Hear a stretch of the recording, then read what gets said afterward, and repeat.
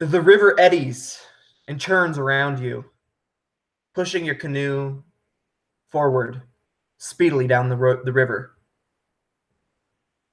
Above you, the leaves hang in a thick canopy, the sun only filtering through sparsely here and there. This section of the river, the forest MoA, is thick with overgrown brush, and it is dark beneath the canopy of leaves and branches. Azaka, sitting at the head of the canoe, steering it, moving you through the eddies and the rotating swirl of the river, is deep in concentration, her face furrowed tightly into a mask of anticipation and wary caution. As you speed down the section of this river, moving southbound quickly, she would glance over her shoulder towards the rest of you, her eyes being able to perceive each of you in the darkness, though you might not be able to see each other. And her eyes land on Bjorn. Bjorn, what are you thinking? What are you doing? Bjorn is probably looking through the thick jungle and trying to see if there's anything dangerous, because he's been out of Port Nyanzaru quite a couple times, and he knows how treacherous it can be, and at any moment, like death can be at the door. So he's a bit nervous, but still his companions have been with him for a while now, and he's traveled with all of them. And also having Azaka back makes him more confident in his odds at beating the jungle once again. Yeah, her eyes are slowly shift from you, moving towards the small halfling sitting in the middle of the boat, Tamir. A small smile would play across her face, a grateful smile, as she takes in, what are you doing? She's taking inventory of the items that she's picked up in the past few weeks. Strange and curious magic that she's never seen before, but based on the stories that the merchants have told her, hopefully it'll be helpful. Anybody who's been around her before notices that she has several new baubles, a necklace that glows faintly, orange, basically beads around her neck, and a cloak that drapes from her shoulders, festooned with like blue and green and gold engravings, I guess is the word. She looks much more impressive than the first time she left the port, but she knows not to let hubris impact her approach to the jungle.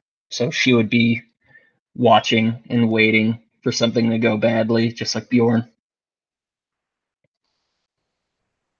Yeah, and as your eyes dart about the canopy as you take inventory and perceive your surroundings, your eyes focus on somebody at the front of the boat, on Eloig, who's right behind Azaka. And Eloig, as you're as you're sitting there, the vines passing overhead, one of them would stand out to you. And as you kind of look at it closer, you'd see that it's actually the skeletal remains of some figure, an assassin vine wrapped around his throat, holding him just above the among the vines, a macabre addition to these hanging ropes. Being back out here, feeling the heat of the day, hearing the gentle splash of water, every sound potential danger, how are you feeling?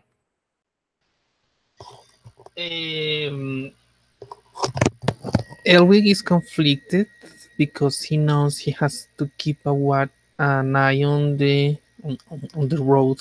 I mean, yeah, and on his surroundings. So basically, what he will do will be to pop up his familiar to watch around for him, and he will begin to um, pester. I don't know if that's the correct word to inquire the higher guide every now and then about stuff because he wants to know more about her. And yes, will keep an eye every now and then, but he's basically mapping, ripping things out, and uh, keep trying to not get depressed in the well-known move of the jungles of Chult. So he will say something. Did you know that we fought last day the T-Rex that represented the rat of Uptown and chatted like that. Yeah, and Azaka would answer your questions patiently. She has every desire to make sure that this expedition is a success. And as she'd be answering your questions, you'd see her kind of glance towards the bank. Her eyes seeing something that you can't, and she would place the oar hard in the water, turning the boat, and call for for all of you to lower your oars and paddle hard towards the shore, towards a point that only she can seemingly see. Gar, what is your? Do you have any concerns about being here? Gar has been questioning why he's here ever since Garthardum breathed its last breath. That was his purpose for going into the jungle, to get his vengeance against the creature that killed Thea. And now that that's completed, he's not sure. His former companions in previous adventures had come and asked for his aid, and he was willingly give it to them. But he's not sure exactly why he was here. But the moment he stepped out into the jungle, he had to put all of those thoughts away because he knew that the moment you took your mind off the jungle would kill you. And so he's been flying around, kind of acting as sentry for the canoe as it heads down the river. And he sees Azaka call out for aid, and he swoops down and he grabs the back of the canoe and just starts flapping his wings as fast as he can, trying to get the canoe to where Azaka needs it to be. And the canoe rapidly swings to the side with the aid of Gar's powerful wings. And as you rotate, moving towards the shore alarmingly quickly, you can't see it still. It's still invisible to you. It just looks like a wall of trees. Suddenly you burst through a wall of vines and into like a smaller side river that you would have never seen, that Azaka has obviously mapped out before. She kind of smiles to herself, probably amused by your gasps and your worried expressions that suddenly slacken as you are on the side stream now. But this stream is quick, and I'm going to need a skill challenge for you guys to be able to navigate this properly. So go ahead. Let's just go in the order that I introduced your characters. So we'll go with Bjorn, and then Mir, and then Elweg, and then Gar. All right. Well, in the face of the rapid current, Bjorn would definitely pick up a paddle if he doesn't have one yet, and try and maneuver through the current with the guidance of Azaka. So I would guess rolling athletics for 13. That is going to be one failure. You make one small. Well, how do you fail? Tell me how you fail. Yeah, well, having a slight miscommunication with Azaka, Bjorn will paddle a bit too strong, and then hit like a side current that will push the boat farther down the wrong way and hit a couple rocks. So he'll have to push himself from the rocks using the paddle, and then that will endanger a little bit the fairly fragile canoe. Yeah, roll me a luck die. 3. As you put a little bit. I rolled a d6. Sorry. Oh, D8, yeah. So that's a 4. Still a little bit low. Roll me a D6 now. 3. Yeah, your canoe is going to sustain 3 points of damage as the back end of it whips around too hard and slams into a couple of rocks. You see water begin to leak into the bottom of the canoe, into the boat. Nothing serious. Definitely some patchwork will be needed, but if it goes unrepaired, it could escalate into something worse. Okay, Mir. Okay. She sees Bjorn lead us astray, getting a little too enthusiastic with his oars. Damn it, Bjorn! She says as there's leaks coming out of the canoe, and she's going to use survival to avoid those hidden devil's holes and eddies. Basically, these dead spots in the water that'll pull the canoe under boulders and stuff like that. Hidden dangers. Okay, so 7. 19. That is a success. How are you aiding the party in avoiding these? Are you shouting orders? What is it? Yeah, she's just shouting out, right, left, and basically, like, when they come to a spot where they could go left or right around a rock, one side may look calm, but she would direct them towards the side away from the whirlpool.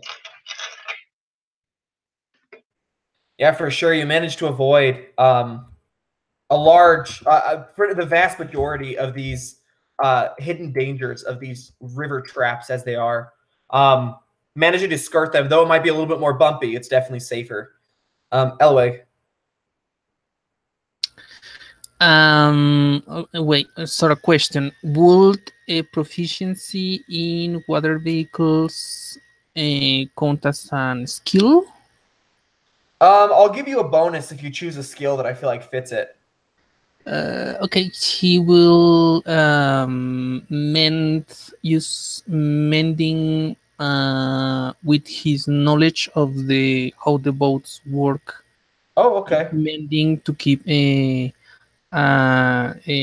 boat safe and sound, along with the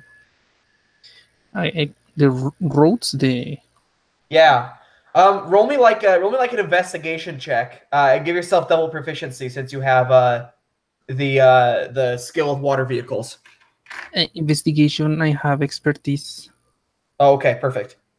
So advantage or just yeah, sure, take advantage. That's fine. Okay. So that is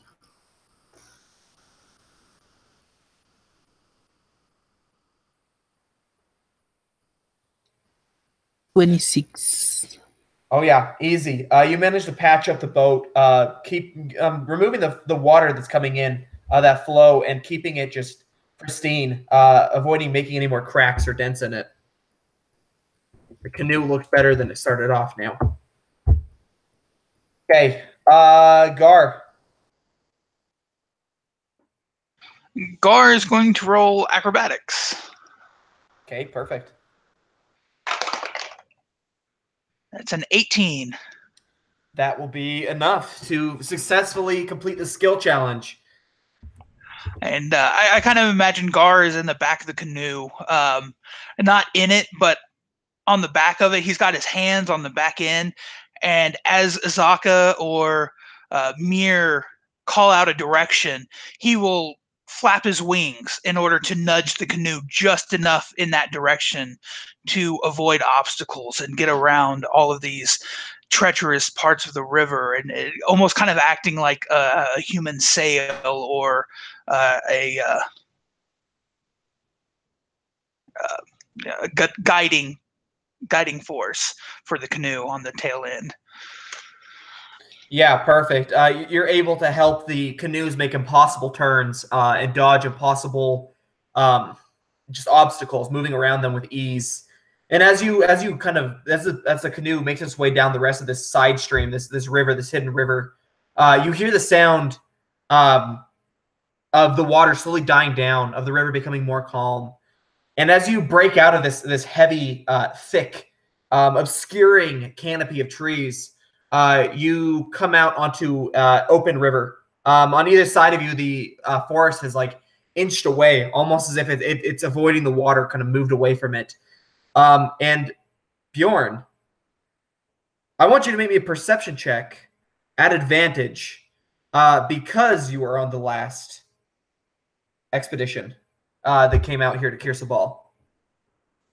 16. That is just enough.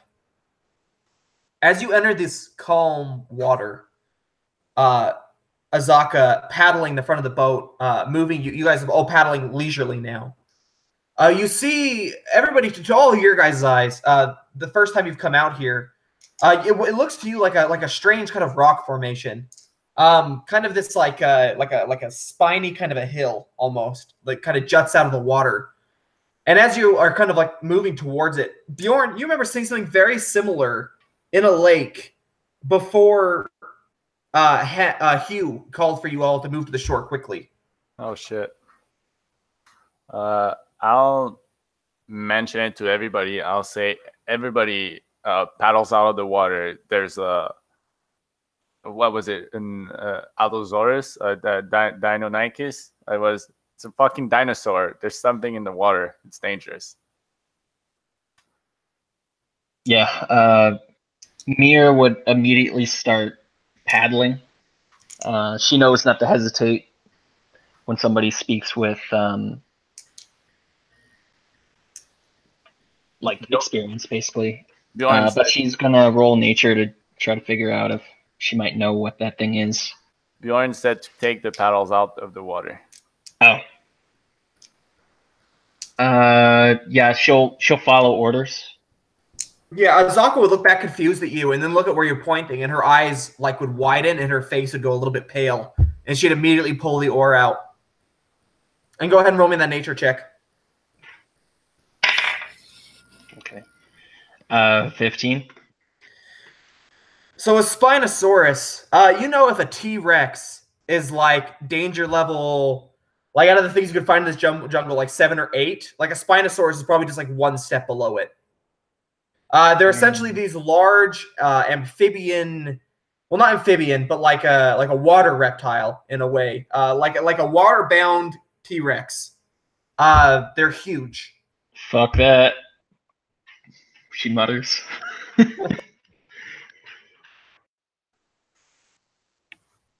What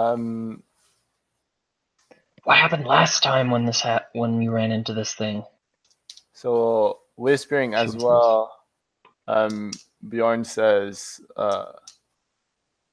last time we lured it away with food, I think, like a piece of meat chucked away, and as soon as it left, Hugh told us to get to the shore as fast as possible. So I'm guessing, unless anybody else has a better idea, that's their plan as well. Mir has passed without trace. Do you think it's worth using that right now?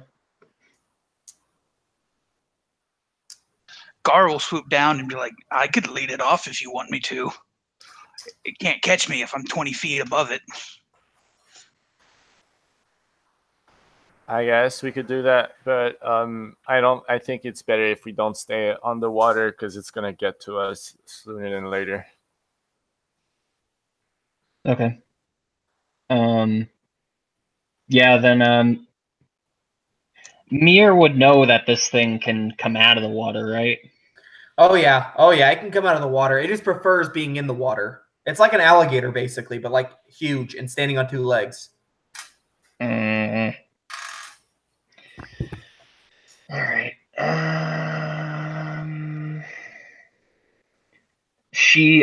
So Mir actually just recently traded for a ring that she was told has special properties when it comes to animals. It's a ring of animal influence. It has 3 charges, and it can cast fear that affects beasts. Interesting. Okay. As well as some other stuff that she can usually do already. Please Okay. don't fly like that, Tyler. Interesting. All right, I dig it. You want to try and fear the Spinosaurus? I think that's going to be the plan B. But for now, I think we're going to try to sneak past it, right, guys? Okay. All right. That's the plan B. We got the T-Rex. I can't believe we can't get that one. Now the question is, do you want to engage this before the adventures even started? No. The issue is resources economy. We don't know what we might find next. The answer is no, Tyler. We're gonna try and not engage it. Okay, that's fine. Okay, so are you casting Pass Without Trace then? Because if not, it's just going to be a flat stealth check for the group. How stealthy does everybody look? We got a barbarian, you're in a boat in the middle of the water, wizard. So. I mean, we could potentially pass ourselves off as a log. Yeah, fair enough. It's not going to know Gar is there at all. If we can cast guidance on the less stealthy one. You know what? I'm going to cast Pass Without a Trace at this point. Okay. So if you're casting Pass Without Trace, I want one person to go ahead and roll me a stealth check for the canoe. You'll get the plus 10. And you'll also get and sorry, what? Sorry, continue. So I need one person who feels that they are up to the task to roll me a stealth check for the canoe. It's just going to be a group check. Group check? Can I, being proficient in water vehicles and proficient in stealth, assist or be the one who rolls? You can roll. Yeah, go ahead. It doesn't matter. Whoever wants to roll can roll. I guess proficiency in water vehicles would help a little bit. But I mean, like it's up to you guys. Whoever wants to roll. I'll roll. Okay. Want to give me guidance, Owen? Yes. All right. Okay. All right. I got a flat 12 plus the other stuff that's going on, the plus 10 and the guidance. And so that would whatever stealth mod I use. I believe guidance gives you advantage. No, it's 1d4. No, it's just a d4. Oh, just a d4 bonus. Okay, go ahead and 12 plus your 10 for Pass Without Trace, and then go ahead and give me the guidance roll too, because it's actually going to matter. 4 additional. Oh, that's so lucky. Okay. I literally rolled a 19 on the die for the Spinosaurus. So you're lucky you rolled that high. How do you manage to skirt this thing as it almost notices you? She notices that there's like detritus and debris floating down the river from the past storms, and she would kind of like have Gar guide the boat over to the logs, so it kind of blends in with those as they drift downriver past this gigantic thing. Yeah, your heart stops for a moment as you pass one of these logs and 2 huge eyes open on the log. The eyes almost pass over you, like they don't seem to notice you. They look. You feel like it looks directly at you though, but then you're past it, and the danger is gone. You see this huge log, easily as big as your canoe, sink back underneath the water, the spine slowly following it. And the Spinosaurus is gone. I never get used to that. Well, that was lucky. We should kill it on the way back. Guard the Dino Hunter.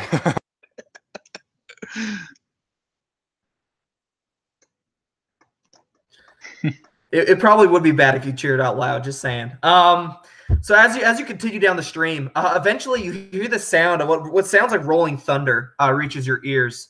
Azaka calls for you guys to pull off to the side, and as you do, kind of pulling the canoe up onto the side of the river itself, you would travel maybe 30 or 40 paces further along, and just the wall, it just kind of just drops off the river into a waterfall. You see like a grand kind of like a basin where this water is pooling and then going off into another river. And as you kind of look down into this basin, you see that kind of strung up in the center of this like a pool of water that kind of there's like almost like a cross. It looks like kind of like embedded in the mud. And on this cross is a huge UNT abomination and a huge what looks like once might have been a commander or a captain. The you would know Bjorn as a sow. All right. He's laying on the side of the river. He's essentially like crucified, like in a huge like tree embedded in the mud. Like he's like nailed to a tree essentially. Yeah, it's dead. Like we killed it last time. Are we out of the boat now? We're on the shore. Yeah, you're standing at like the so the waterfall drops off just directly in front of you. You have to you'll be able to find a way down easily, but you're looking down into like a basin from the waterfall, the top of the waterfall. Got it. What is that thing? It was pretty much the chief of the UNT we defeated last time we came. Definitely was a bitch to go through. Were you guys the ones that strung him up like that? No, I'm not sure what happened. Maybe it's worth going and trying to investigate the site and see what we can find. Might tell us something interesting about what we're gonna find later on. However, last time we were here, all the UNT had left their chief because he was dishonored since he lost our challenge. But I'm not sure if they came back afterwards because it looked like some kind of a temple dedicated to snake-like figures. I don't know. That's not my cup of tea. Let's check it out. Cautiously. Elvis eyes open as soon as you say all that, but keeps quiet and moving along with the party. Okay. So if we're gonna go stealthily, everybody gets a +10 for stealth. Yeah, just go ahead and make me a stealth check, everybody. Just let me know if you roll lower than like a 15. All right. You'd have to roll pretty bad to roll less than 15. I got a 32. Yeah. Okay, well. So 2 32s, a 26, and then what did Gar get? A 33. Okay, yeah, you guys are good. I'll roll for Azaka just for kicks and giggles. Okay, Azaka's fine. Okay, so you guys make it down into this basin. You don't even move a single rock. You don't send it spilling down into the water. You don't displace anything. And as you reach, are you guys going to investigate the corpse? Yep. Okay. As you move forward stealthily across this muddy riverbank, the stench hits you like a fist. This body has been up in the sun. If anybody's proficient in medicine, you would know that essentially like maybe like 2 weeks, 3 weeks, this body's been hanging up here, just baking. You see that the skin has kind of like his insides have a shriveled like snake skins do. His skin is cracked and bloody. You see one of his eyes is kind of like a droopy mess, like where he was burned along the side of his face. His other eye is just like there's an arrow, a quiver, not a quiver, a crossbow bolt sticking out of it. and there's something scrawled, burned into his chest, essentially. Encryptions? Does anybody speak UNT? Mir has a ring of comprehend languages, so she can cast that at will. And we can retrocast comprehend languages as well. Okay. I don't understand shit from the snakes. He's like, it's dead. Yeah, sure. You can go ahead. So go ahead. Comprehend languages. You would see that on his chest, it's basically written like there are all of these like UNT curses. Essentially like weak, fool, just like all of these things defaming this person, making them into essentially a pariah that wasn't worthy of their ritualistic burials. Oh, that's bad. Elwick writes down all of the words and in his notebook and writes down the translation. Seems he was cast out.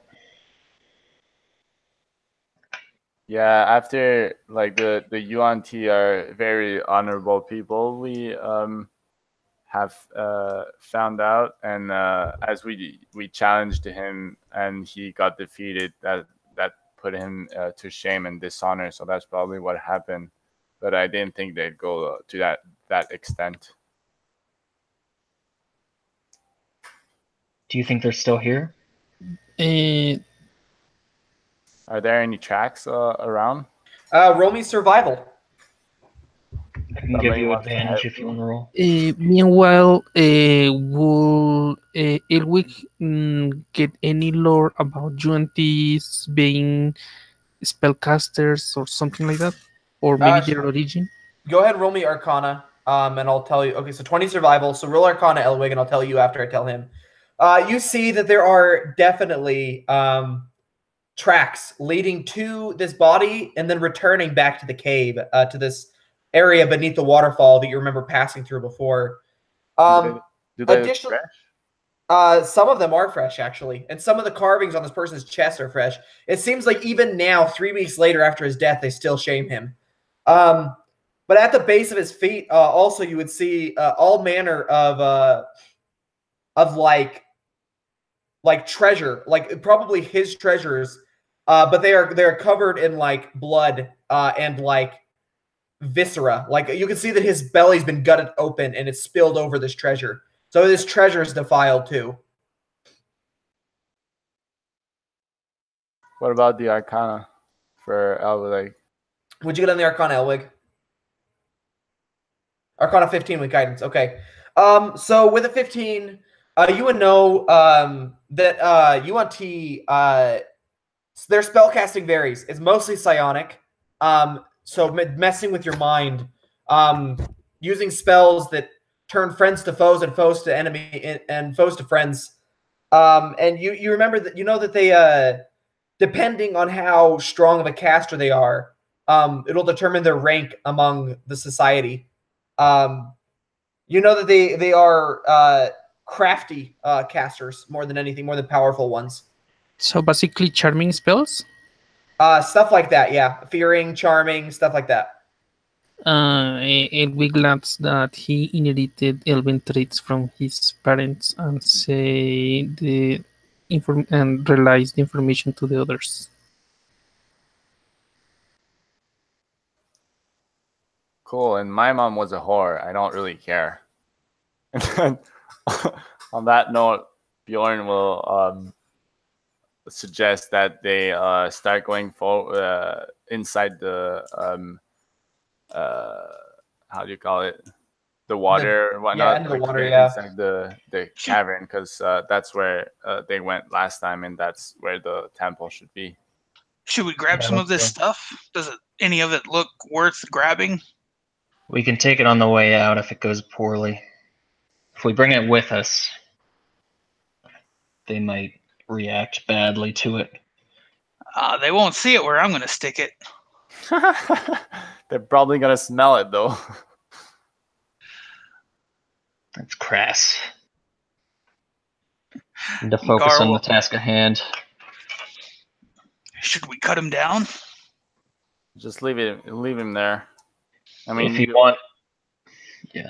if you want many angry Yuan-Ti, you could cut him down and take the treasure.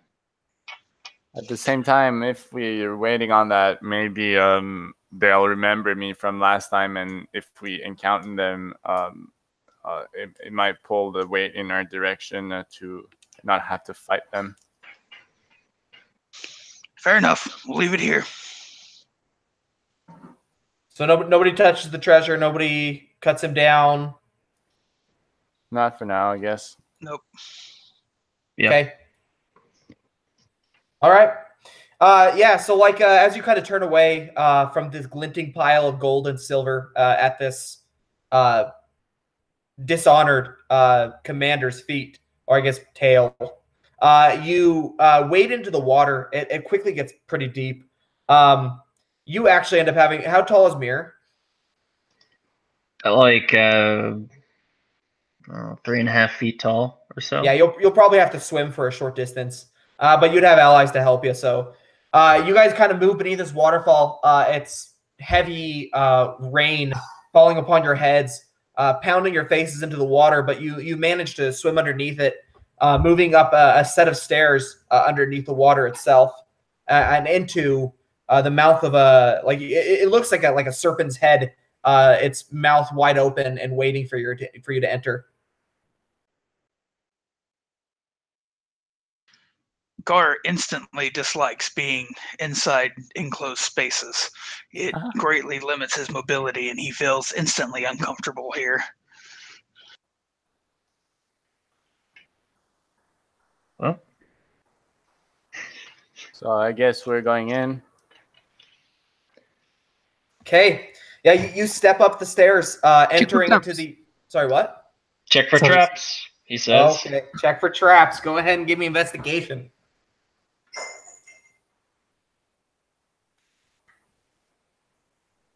Whoever's checking. The road. 24. And could you please relate me the little information I missed? You basically just moved into the waterfall, going up into the temple. Its entrance is like a snake's head that's open. Like the mouth is open. That's where you're stepping in. With a 24, though, what you see as you're kind of stepping up, I'm guessing you're probably somewhere towards the front if you're checking for traps.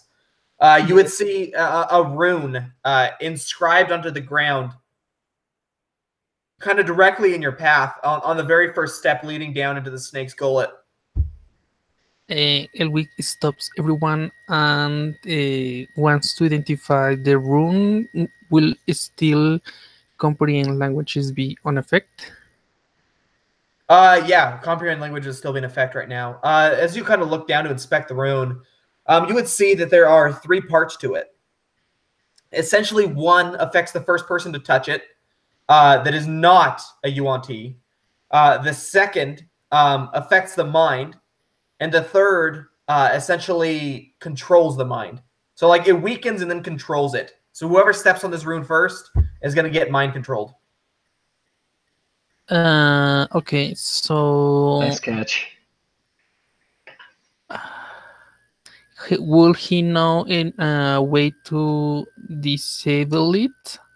Besides, You can use a dispel magic. You could just not step on it, though it's kind of pretty big. Like you'll have to probably maneuver around it, and that would make escape kind of difficult too if you had to run.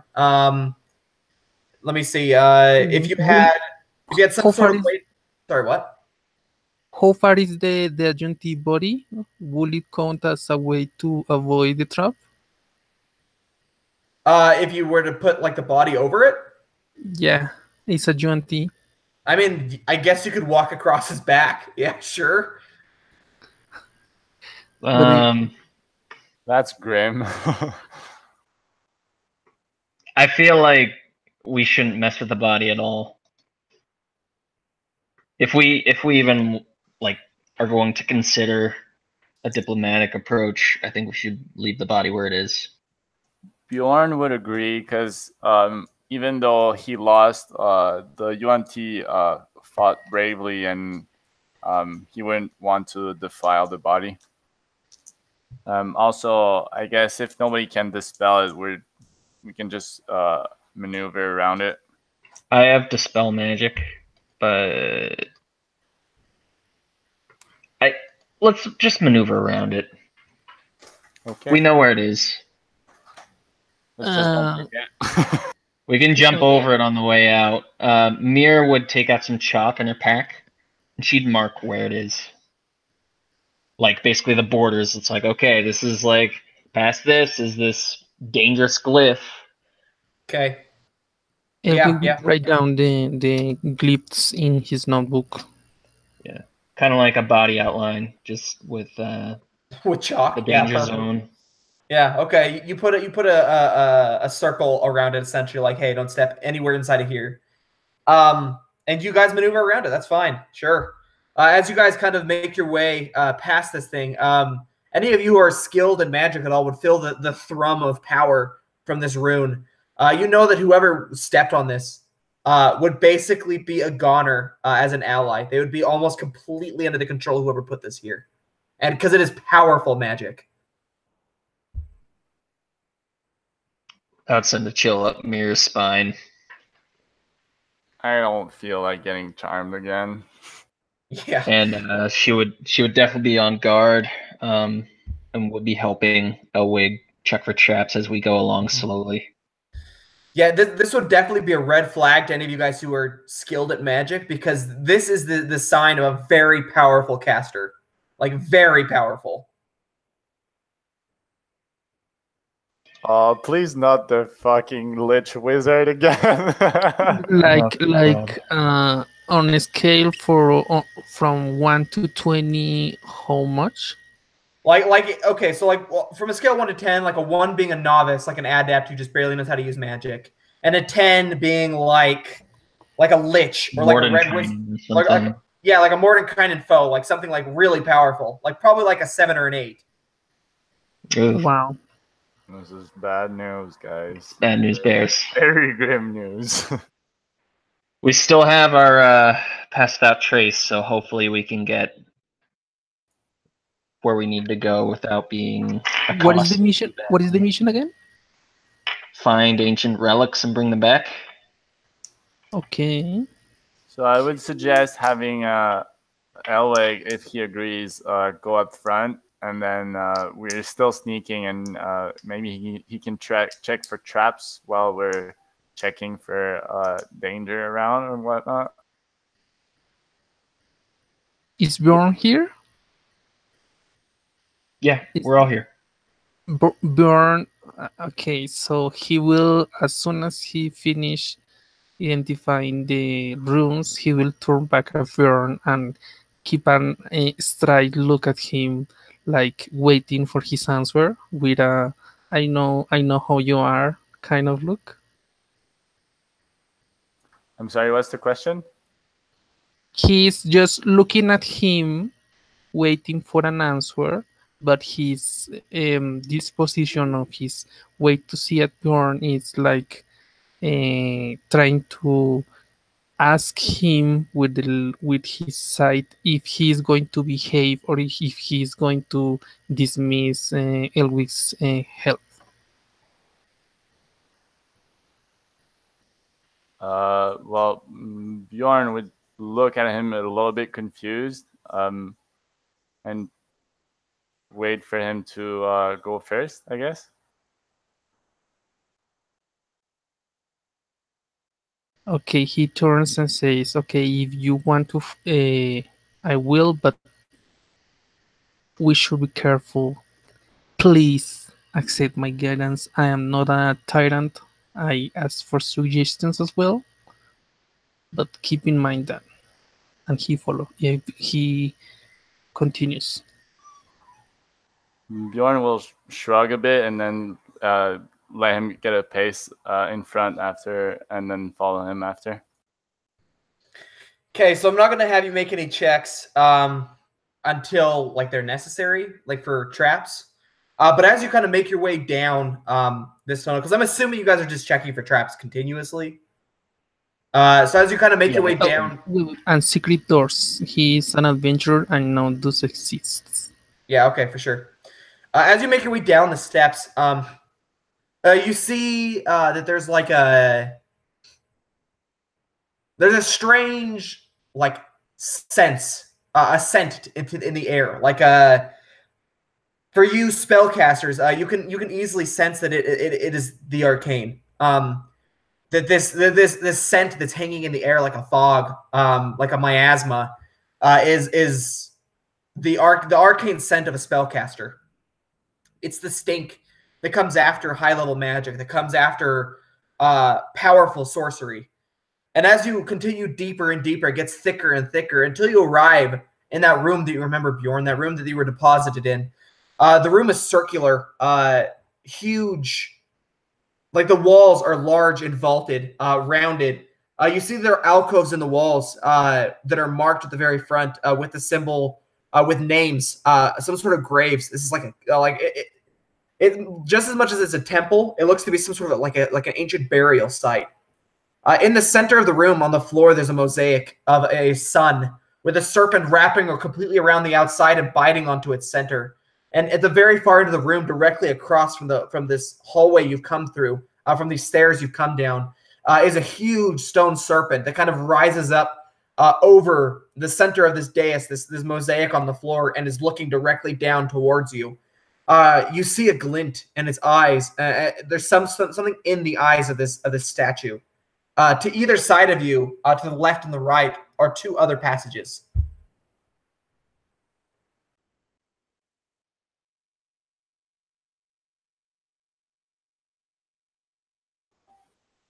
I haven't been further than this room, so I can't guide you any further than that. So I'm guessing any door can be the right one if we're wanting to go forward. So basically, Elwig is stopping every now and then and asking someone else to keep watch while he's mapping out the whatever this construction is, like crypt, and is writing down the symbols, and if he can understand them, he will write down notes explaining what they mean, etc., etc. And when we turn to the path, he will ask, well, left or right, to the others, and meanwhile he will try to get a sound or a scent or something that will allow him to choose a good path. Azaka would kind of like step forward at this, looking around the room. There's writing above the doors. And she'd kind of walk over to one of them. Can you read this? She'd like call over to Mir or Elaweg. Yeah, she still has comprehend languages up at this point. So you see that the one to the left, the words say path of light, and the ones to the right says path of shadow. Okay. So left is path of light? Path of light is to the left, and the path of shadow is to the right. Path of shadow is right. Okay. She's gonna. She would convey that. I'm just checking if detect magic is a concentration spell. Yes. Yeah, it is. All right. I want to keep my stuff up, but if Elwig knows detect magic, it might be good to cast it here to kind of figure out what's going on. He has not memorized it, so prepared, so he will have to read or cast that. Okay. So the left is path of light, the right is path of shadow. What would Mir know about the Wanti and like the religion? Roll me religion or history. Okay. I'll assist. Okay. What's better? Okay, they're the same for me. Advantage. Okay. I got a 21. Dude, nice. Okay. One thing as you guys are kind of like talking and conferring over the UNT and what you know about them, you would you'd be staring at the symbol on the floor of this black serpent biting onto the center of the sun. And then this story comes to mind. You start to remember something. One of Uteo's greatest enemies, and Uteo being the god that the primordial that the Tolteans worship. But you remember that Uteo's greatest enemy, one of the prophecies essentially that he will fulfill, is that he'll defeat another primordial called Dendar, the Night Serpent. Dendar supposedly is locked away somewhere on Chult by Uteo. One day he'll break free and soar into the sky and consume the sun, or at least battle Uteo in an attempt to consume the sun. If Uteo wins, then the trial is passed. But if Dendar wins, then the sun will be consumed and the world will end. You know that the UNT on this island, you've only heard it in rumors, bywords, just whisperings, that the UNT worship this being and are constantly searching for a way to free him. That's bad news. Bjorn, on a scale of 1 to 10, how evil are these guys? The Yantees? Yes.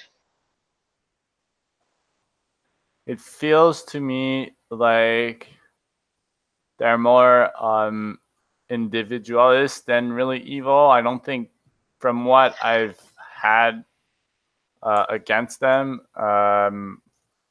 well, I mean, they respected the challenge we had made with them. Like, we were pretty bloody that fight. They definitely could have killed us, but they respected that and they let us go, and they even left when we asked them.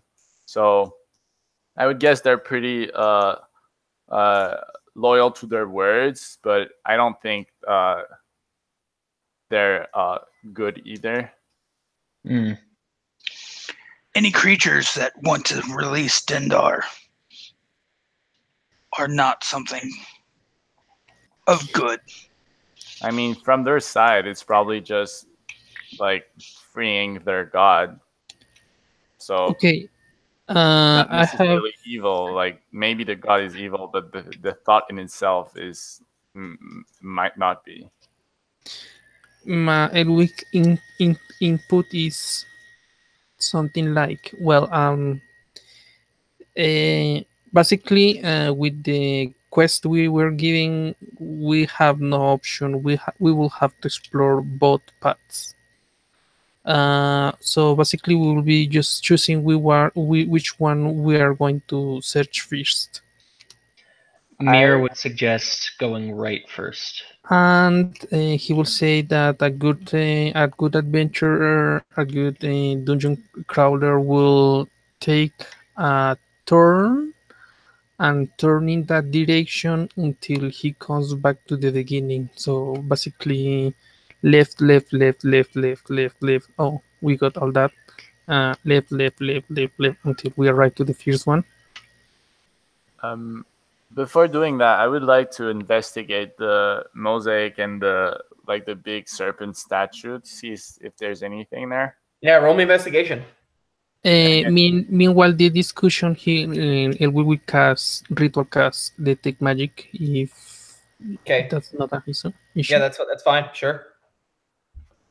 So Bjorn will go ahead and look at the statue, and it just seems like stone to him. It's just like art is really not his thing, and he's just looking at the mosaic and trying to figure out something, and it just doesn't ring any bell because I rolled a 1 on that investigation and I have -1, so that's pretty low.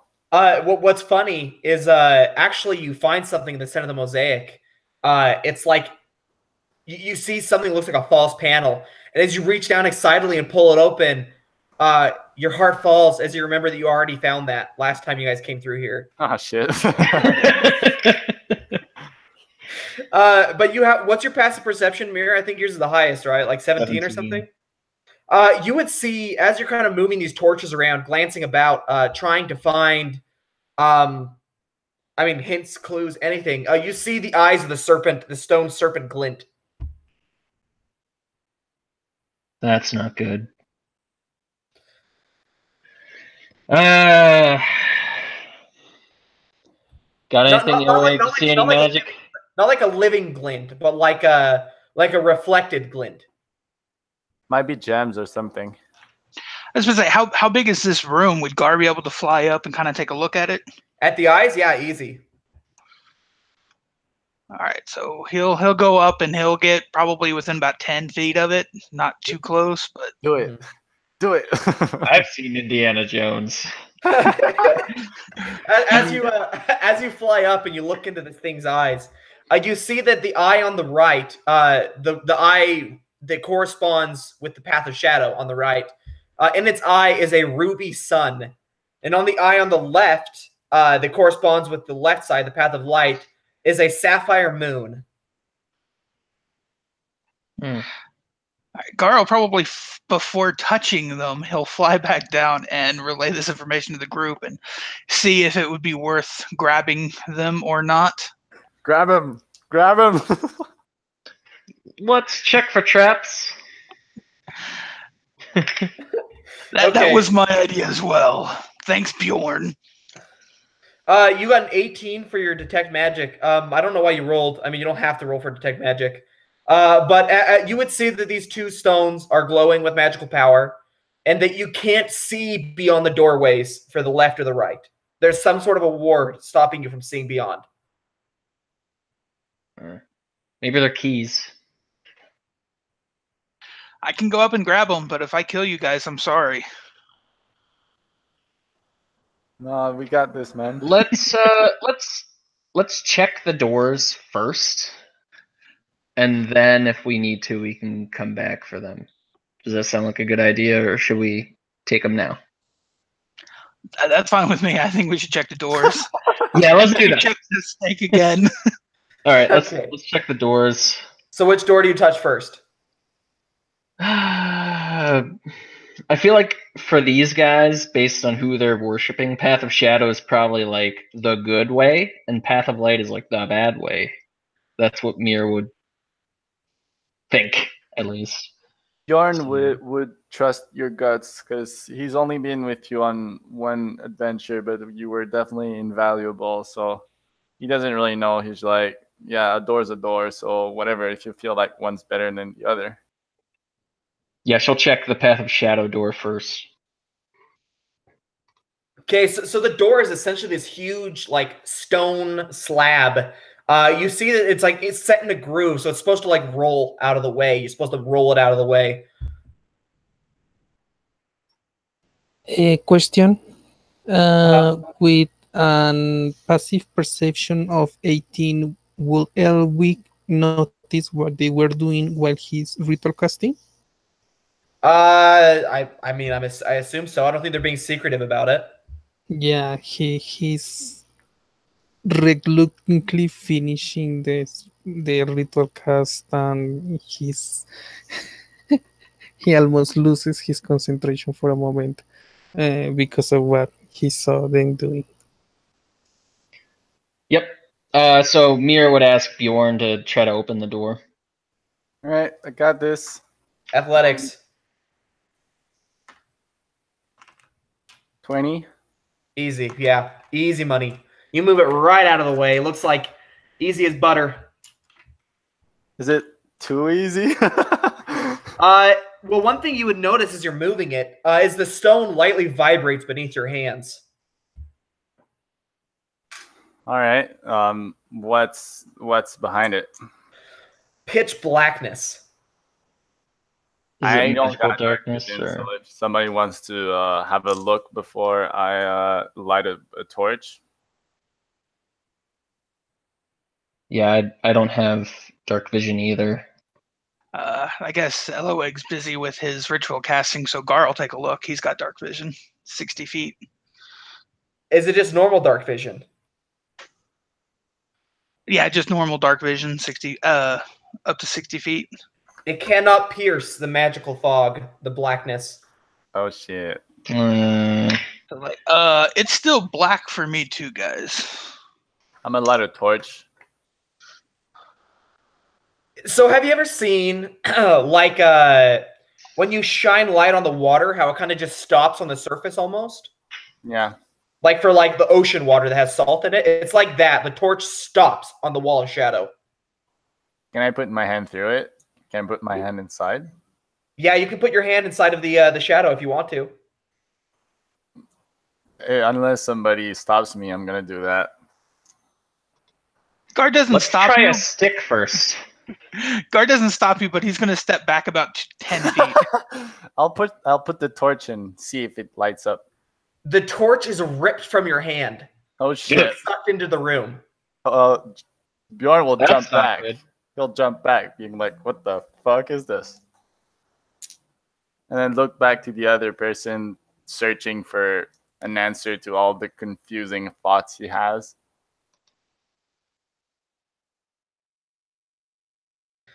Damn it, Tyler. Sorry. Azaka would kind of look at the shadows and be like, well, it looks like if you make a decision to go through a door, you can't make it, go back and try again. Okay. All right. Are we going in? I guess who wants to go first? Should we maybe look at the stones again? The eyes? Maybe that'd be a good idea. Maybe it's like a key to get inside the passageway. What do you guys think?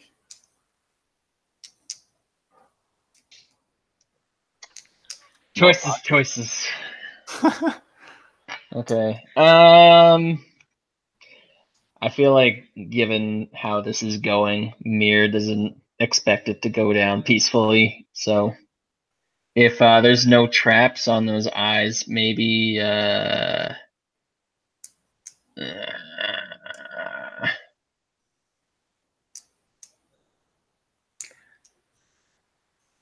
So I have a feeling these stones are probably what's going to guide us through these passages. That's my feeling. I would tamper with the stones before going in. yeah, let's try them.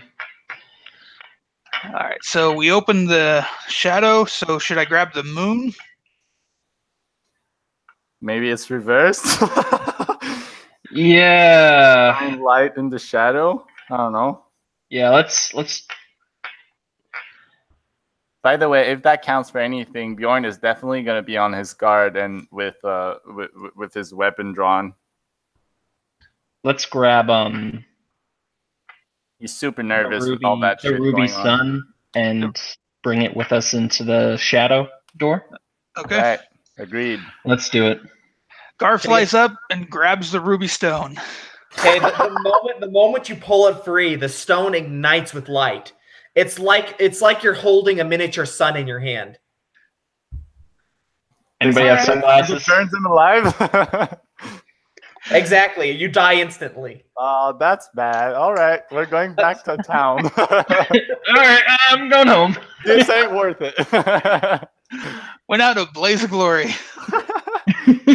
So essentially, the way this works, do you guys know what a drift globe is? Like the item? Yeah. So it kind of works like that, but it has to be in contact with somebody. As long as somebody's holding it and concentrating on it, like a concentration spell, it'll emit light in a 30-foot radius. Okay. Oh, okay. So who wants to try to get in? I guess Mir will take the moon then. So we have both of them with us, and then we'll go in. You cannot pull the moon from the eye. Oh, you can only choose one? Okay. All right, let's go in. She looks expectantly at Gar like, you have the sun thingy. You should go in first. I can go first if you want. I'm bulkier than you are. Yeah, if you want to, and I'll go second. All right, I'll grab the sun. Is it still shining when I'm holding it?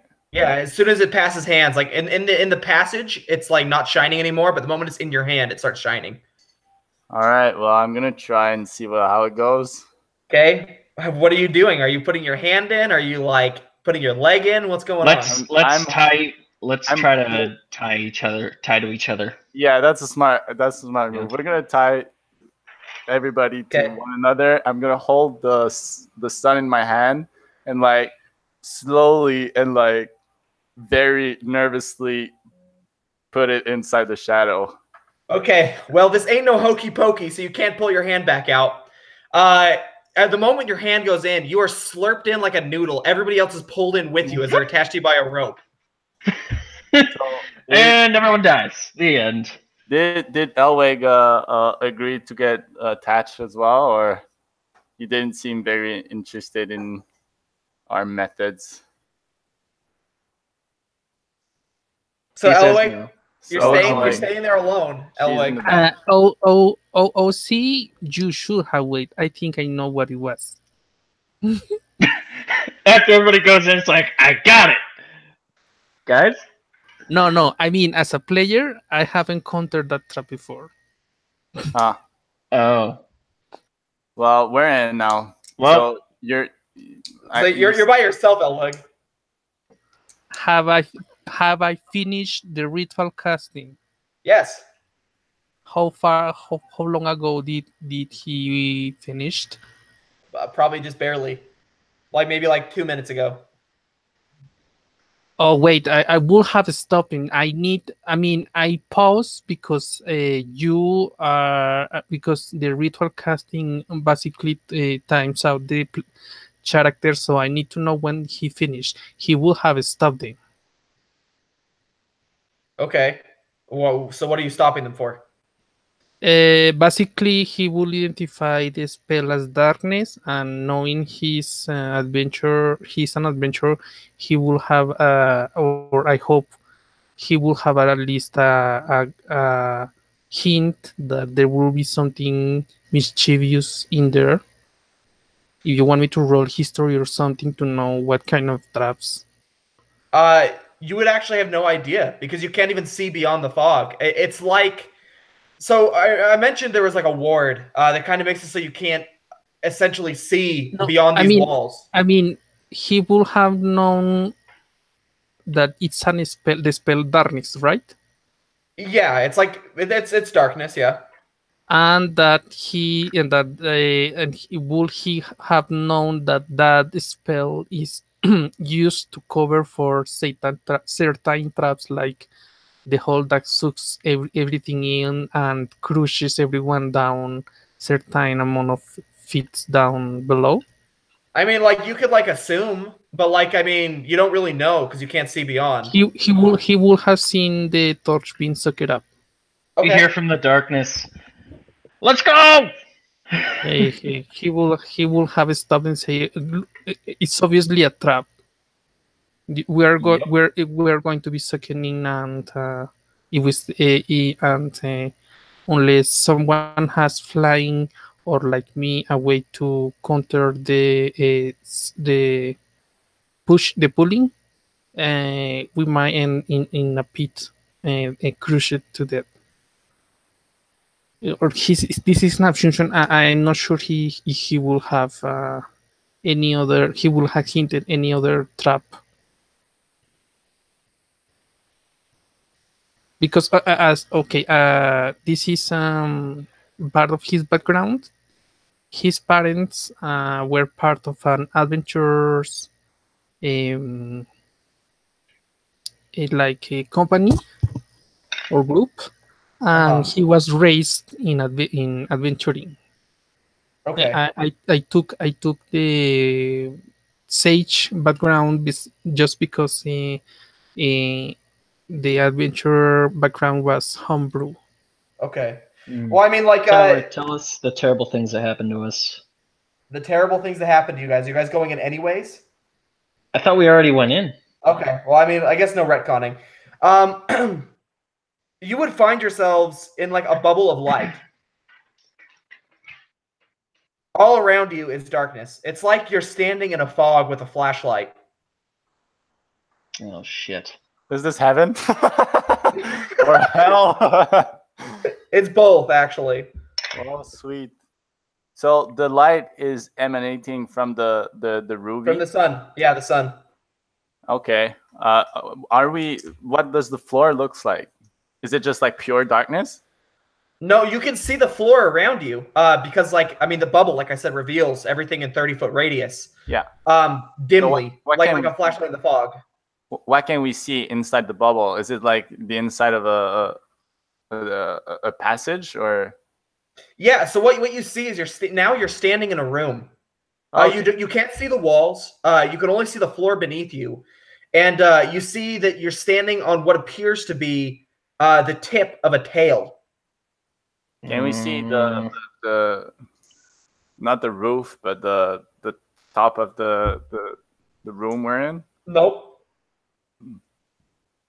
Okay. Well, I guess we're walking around and trying to figure out where the fuck we are. Yeah, I mean, so there's like a tail like engraved into the ground directly beneath you that moves off into the darkness. We should follow the tail. That sounds like a bad idea. We use his had a wizardry ability to cast a cantrip that he does not know. He has to pass an Arcana check, and will cast the mending to try to communicate with them. Mending, no, message. Message. Okay. Okay. Sure. So- go ahead and try and cast it. The issue is that he has +10 in the Arcana check, in the Arcana skill. I'm having you roll an intelligence save to get past whatever barrier is warding you off from magic. Okay. So save is different. Intelligence +7. 15 total. You would be able to sense that at least they're alive. You can't get a message through, but you can sense that they're alive on the other side at least. Okay. He would like to inspect the other room, and he has detect magic on. So you're gonna walk over to the path of light. Inspect before entering. If he seems it safe, he will try to enter. So okay, so you're gonna open the path of light then. Carefully, yes. Okay. Well, the door would slide to the side. Wait, he will check for traps and stuff like that. Yeah, there aren't any traps. You slide the door to the side easily, and it's just instead of darkness that you can't see past, it's just blinding light. Did they keep the bottom of the stones? No, they only took the ruby stone because they couldn't remove the sapphire. Why they couldn't? It was irremovable. Irremovable. God.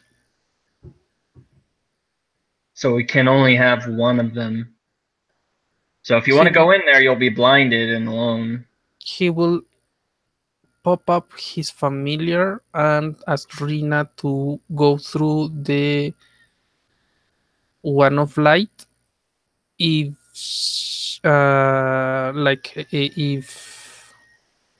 wait for a couple of seconds, try to see what is in there, and pop up back to her pocket plane, and he will pop up her back in the current room. Okay. Well, if you send your bird through, your bird would basically just go to the other side and not be able to see anything because it's just so bright. Okay. And he will do the same again with the party went through. So let me ask your guys then, your group. Have you started following the tail yet? Does it look what like it looks like a live snake? No, it's like you know how they're like murals like engraved on the floor? It's like the tail of a snake engraved into the floor, leading off into the darkness. I get it. First, I would hand off the ruby to Mir. I'm concentrating on a spell right now. Can she not concentrate on the ruby? You can only it counts as a concentration spell. I will give it to Gar instead then, and tell him that I can't wield my weapon with having it in my hand. Fair enough. I'll take it. And then I guess we're following the snake. I'll still walk in front, but like having his light right beside me, I guess. So you guys have started following the tail then? Yeah. Yep. Okay. So if your bird goes to the other side, then Eloig, it would come out in just straight darkness. Because they've already moved on.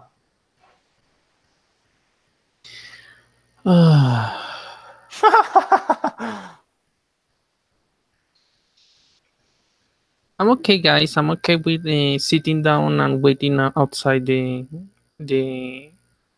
looking for it and no one to go down. But since you decide to move, despite Ilwig's warnings, he can basically do nothing. He will not risk entering somewhere he does not know. And you lose an expert in Arcana and stuff. I mean, you can go through and like call out. Like, I mean, maybe they'll hear you. Yeah, Rina will have tweet is what is the word for the hawk? So, Like screech. If we hear the hawk calling, we would follow the tail back and wait for you. How far down this cavern are we from where Eloig is in the We center? didn't go that far. Let's just get back together and move on. Can the bird go back? You can't go back through the door once you've gone through, but you can hear the bird screeching as it's come through and is blinded now. Okay. Yeah. So I guess Mir we're going would back. Mir would just have everybody go back and let's get the party together. And let's go. So your bird can see now as the party basically steps back to where it began. okay. Can still communicate with it. Can I see through my familiar? Yes. Yeah. Okay. So he will finish his mapping of the current area and move to meet the others. Okay. So right, now the let's you guys all got pulled through at the same time, so you didn't see how this works. But Eloig essentially like appears from nowhere, like just in the middle of your group, just out of nowhere, on the very tip of the snake's tail. Whoa. That's new. So glad you could join us, finally. I really thought you were going to be too scared of a little darkness to come by. Yeah. I will not go to a place I cannot explore. There is a limit to my sense of adventure. He will try to identify if he was teleported or something like that. You are definitely teleported based off the way they explain it. Okay. Let's Okay. follow the tail and get going. Yep. Yeah. Okay. He will mark in his map that teleportation, blah, blah, blah, and start a new portion of map.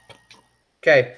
So as you guys kind of follow the tail then, eventually you come to what looks like the tail eventually reaches a like a center point. Like it's slowly getting bigger and bigger and bigger. And you see resting in the center of the tail, like kind of like this like on the center of the tail's body, a stone.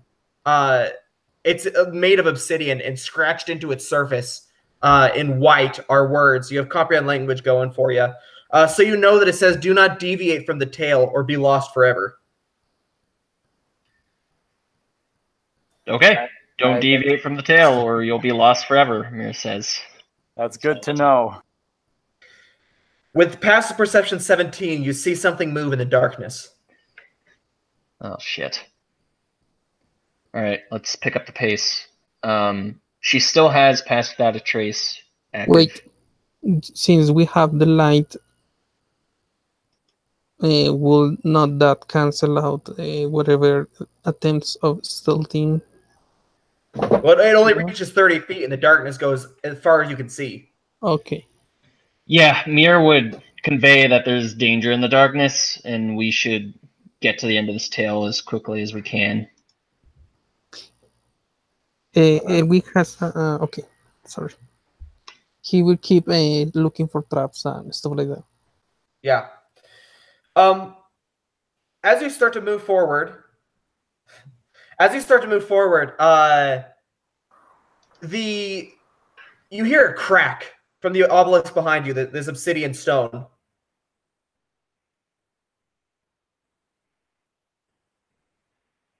Okay. What?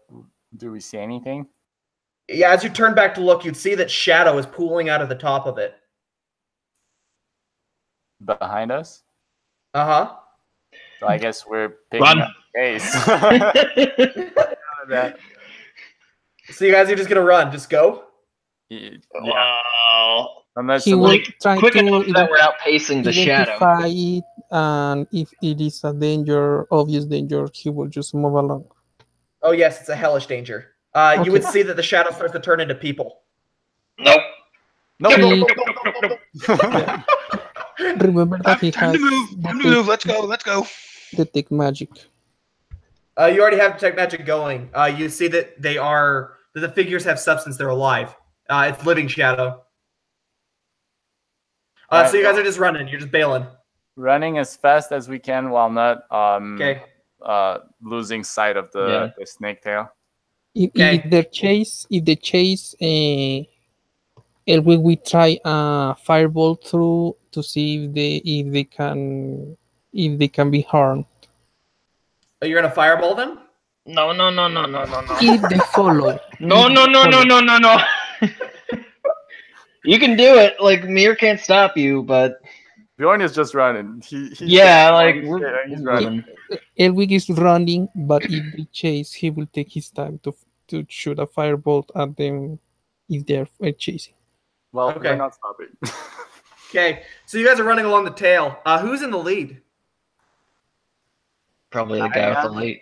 I think. Bjorn. I think I- Gar has the sphere or the orb thing, right? The sun. Yeah. So it might be him first leading the way. No, he might be in the center to get the all of us in the area of light. Yeah, maybe. Yeah. So Gar in the middle, I would be first, and then Okay. Elwick could be second. fireball. I mean, Elwood could go either second to as an scout, or back to be mindful of whatever might be chasing us. Mir's the healer, so she's gonna have to be in the middle. Yeah. So it sounds like it's Bjorn, Gar, Mir, Elweg. Yeah. Okay. Okay, cool. So so Bjorn, then, if you're in the front, suddenly the snake body narrows like dangerously. So I'm gonna need you to make me a dex save.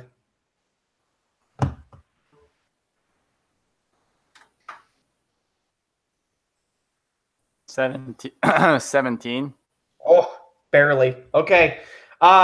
You come up short, barely. Just it narrows to like the point of like being like as thick as a stick, essentially. What the fuck? Well, And as you pull up, like kind of stopping right before it, before like your foot would have fallen off the path, essentially, you hear suddenly now in the quiet, as you're not running anymore, as you're preparing to traverse this thin, narrow path, whispers in the darkness around you.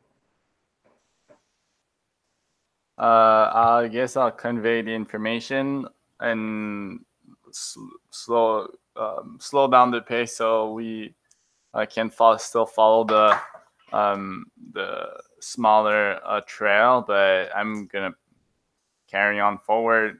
Well, does it stop, or is it just narrower? You're muted.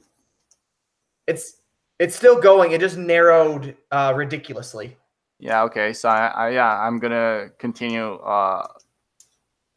slower to not lose it, but I'm gonna carry on and tell them to be careful. Okay. So now you can basically only pass single file, and I'm going to need everybody to make me an acrobatics check. Okay. Acrobatics. Can I 24. use Guidance is a concentration spell, but can I use it in a single round without having to drop a detect magic? I don't think so, because just a concentration is a concentration. Okay, so then he will not use it. Acrobatics is good to have a point, putting that into the +6. Okay, that was good.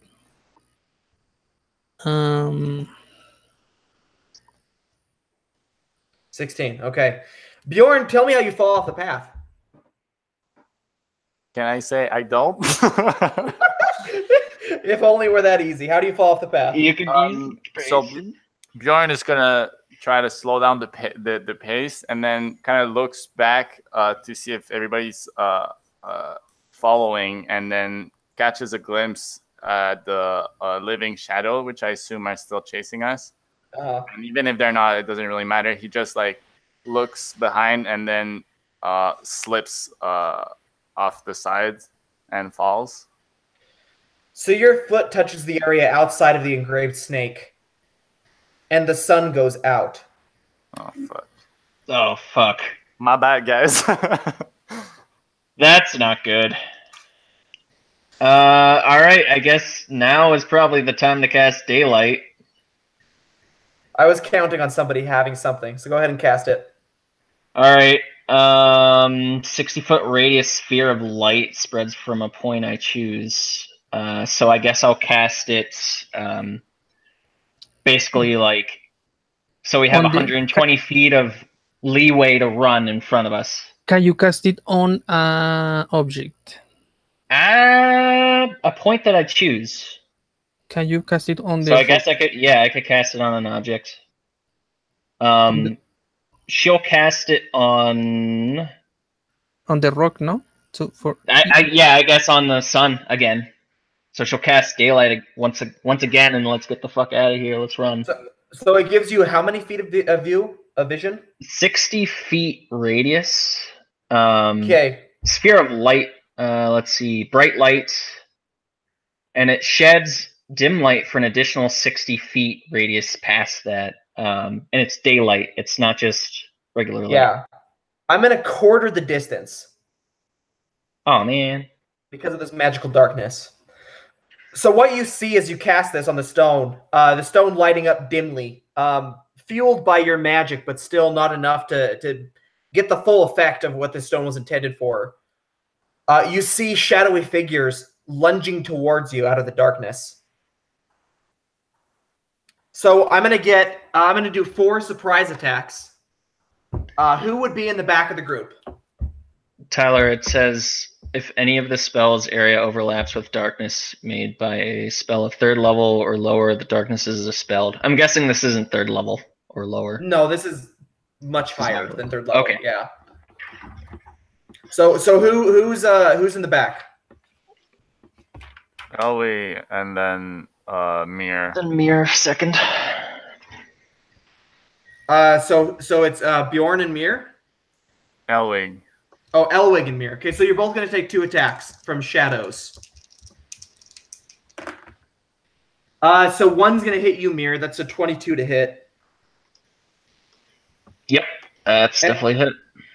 You'll take 9 points of damage, and your strength score is reduced by 3. Oh, I don't like that. That's bad. Elwig. It got a 15 and a 23. What's your AC? 17 with the shield. Okay, so only one of those hits then again. You're going to take 9 points of damage and 3 points of strength damage as well. 9? Okay. So 9 points of normal damage, 3 points of strength damage. So if your strength was originally at like a 10 or like an 11, it would go down by 3. Okay, you just feel a coldness just seep into you, sucking the life out of you, essentially. Are you going to fight or are you going to run? We're definitely going to run. Yeah, let's disengage. Disengage. Okay, so you guys are just sprinting. Okay, so you see this wall of like living shadow, like these hands reaching into the light, moving towards you in a wave as you run. I'm going to go ahead and make this a skill challenge then if you're not going to turn and fight it.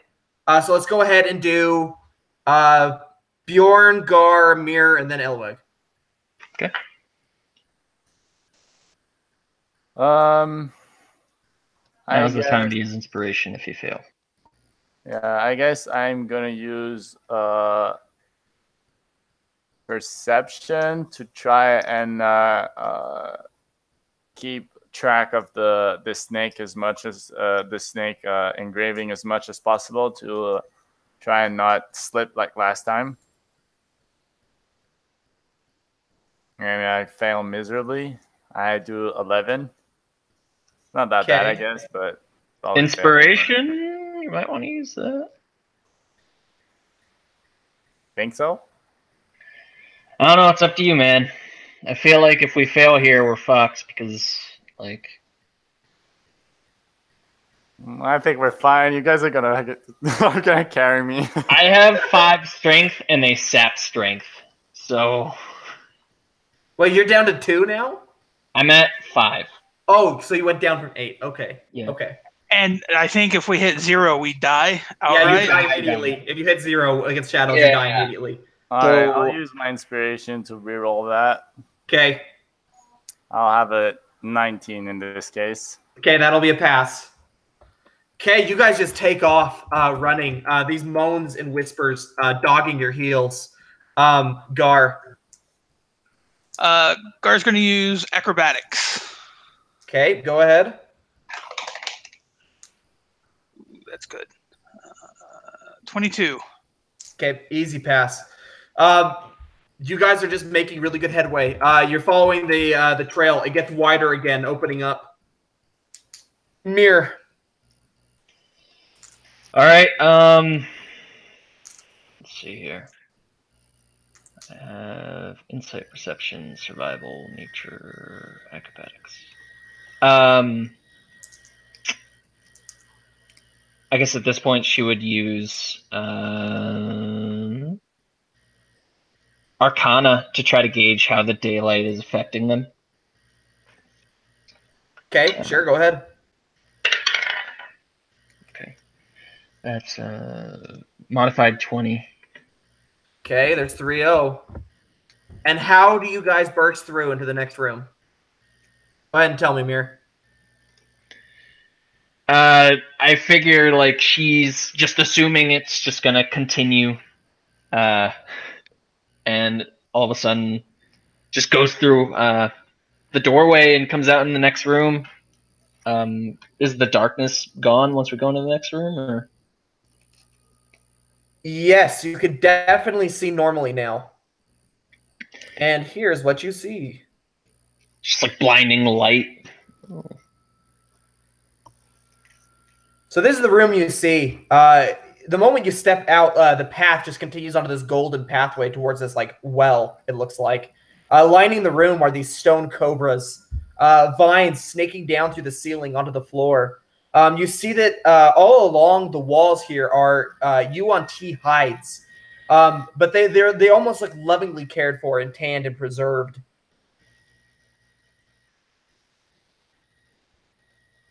Is everybody all right? Mir looks wrinkled and older than she was when you last saw her. Decrepit, almost. All right. Elwig will look a bit feathered as well, but he does not mind. He just knows that his role in the group is map things up, discover things, search and look for, and begins to map things down. And when he's done, he will inspect for traps and stuff. Yeah, that's sure. As you guys are kind of like looking around this room, and the hood lantern close it for now. Yeah, perfect. As you're glancing about this room, taking everything in, you would see, you would hear more than anything the soft pad of footsteps from around the multiple statues and columns, a host of Yuan Ti would step out, staring at you.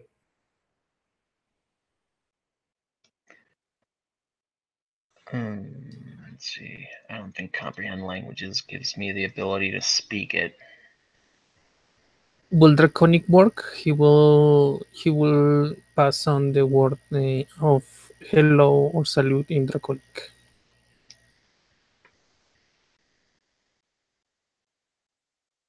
Oh wow, they actually do speak Draconic. Okay, I guess it does Mir work. knows Draconic as well.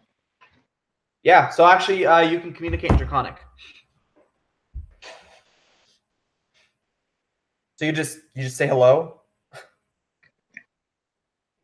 I mean, he is writing down stuff. He will say blah blah blah, blah to see if that brings her attention, or it basically is a polite way to say hello.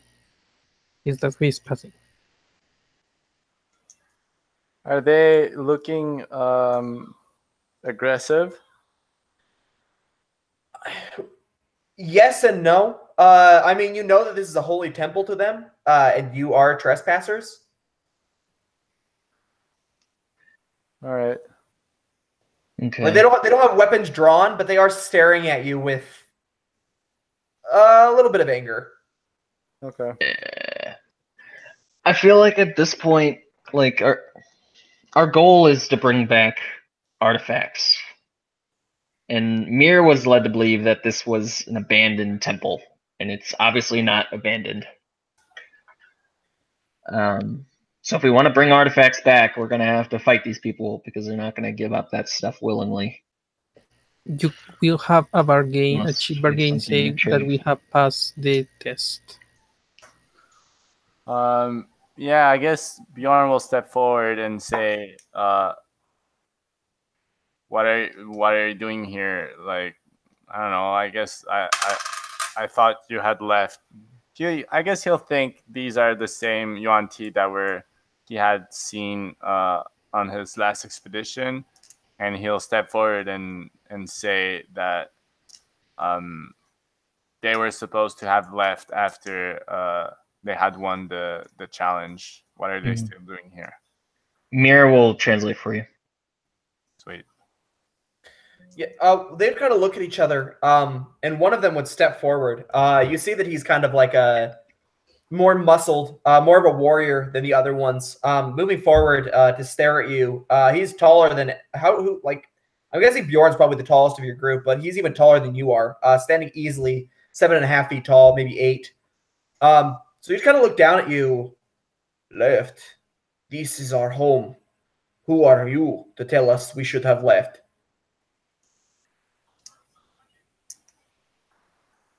I convey what he says. Yeah. You people are supposed to keep to your words, and we had defeated your champion and had asked you to leave. So, are you guys not true to your people's traditions? Mir will translate that in softer terms, asking why they didn't leave after their champion was defeated by our champion. The Yuan would look at you as you say all this and look over at Bjorn. Oh, you are the one that sent the other ones away. They are not of the same tribe as us. What is all this then? Quick question: does he has the same symbol on his forehead as the other ones? No. Okay. We are humble followers of Dendar. They have forsaken the old ways. Will that name ring a bell on Elwig's mind? Dendar was the night serpent that I talked about earlier in the first room. Okay. All right. I'll say we are not seeking to attack you, I guess. But we are trying to learn more about this temple. And sorry, go ahead. Are there a lot of you down here? Yeah. Mir would say, we are knowledge seekers. We come to explore this temple. Are there more of you down there? Should ask. He would look back over his shoulder at all the other UNTs staring at you. You see UNT Malisons, Abominations, pure breeds, just all manner, brood guards, all sorts. They'd all be staring at you, and he would look over at them and look back at you. We are the only ones here, besides Yarseth. He is praying in the main chamber. How many are there right now? You'd see there maybe like somewhere like maybe like so a little bit north of like 20. Okay. That's a lot. Sorry. Have Elwick finished his mapping? Yes. Will he believe what they are saying? Wait. So will you what? Believe. He's now inspecting Does he them. believe what he's saying? What they're saying? Would he's inspecting to see if they're being honest or You can roll insight if you want to try and determine that. Okay. He still has comprehend languages and detect magic, right? Yeah, I think so. Natural 1. You don't believe them in the slightest. You think that they're lying through their snake fangs, and that they he seems way more aggressive than he should be for a peaceful person. He whispers that to the others in common. Mir would take note of that and continue translating. Should we ask to speak with their leader? Can I also roll insight to see if like if I have the same opinion as Elwillig from the UNTs? Sure, that'd be fine. And then I rolled really bad. Oh, sweet. 3. They're definitely. I guess they're definitely aggressive and very evil. All right, I'm gonna roll as well. Why not? I got Get in the 25. Chain reaction. This is chain reaction. Everyone is mistrusting them. Yeah, and then we're just gonna try and murder them all. You got a 25? Yeah. You are of the opinion that these are just people who want to be left alone. Yeah. So she would continue with that opinion in mind then. She's used to dealing with monstrous races and people just assuming that they'll kill the shit out of you when they get the chance. But yeah. Bjorn will turn when Elwillig says that they might be like dangerous towards them. He looks back to the UNT and then agrees with that. So he turns back to Elwillig and like kind of nods and grips his weapon tighter. But then he'll say, can you tell me something? What can you tell me about the other tribe of UNTs that were on the upstairs or whatnot? Not upstairs, but on the other tribe. The other ones bearing the mark, no, on their forehead. Yes, what is that mark? They have forsaken Dendar and instead choose to follow Raznesi. Does that ring a bell in to Elwig? he's an old necromancer. Yeah. Yeah, he's an old necromancer. But Elwig, you would also know that word name was mentioned by Alessandra, the Barre woman who came, who you found deep beneath Mesro. Oh wow. This is messy. If the others do not know, he will tell that. Yeah, he's supposed to be dead. Like he was supposed to have died forever ago. Why did you keep your traditions not like them, and why are they following him if it's supposed to be dead from long ago? She translated. He would look at you and look back to you, Mir, as you're translating. This Rajnesi, I have seen him once. He is different than he was. The stories tell of a powerful necromancer, a man capable of raising legions of dead. But this man, this thing, he is not human anymore. He is Yuan Ti. In Draconic, he asked, "Excuse me. How long ago did you saw it?" At least a millennia ago. No, not a millennia. Sorry, bad translation. 1,000 years, maybe more. How fucking old is that dude? They live forever, the Yuan-Tis? No, he says from stories passed down. He's supposed to be okay. that old. I thought I understood. Holy shit, this guy's old. Yeah, dude, he's ancient, man. Have you met him, Teo? Oh yeah, we're homies. We smoke the hookah. Yeah, will with that information, will Elwick know if Yuan Ti are a natural created racer from, let's say, the gods, or will that be from a ritual transformation or some sorts? The histories are mixed. Some people claim that it's from some of the UNT claim that it's from ritual transformation, while others claim that they are one of the progenitor races from the very beginning, alongside even the elves. They came with them, but there's nothing really certain. Okay, so basically he's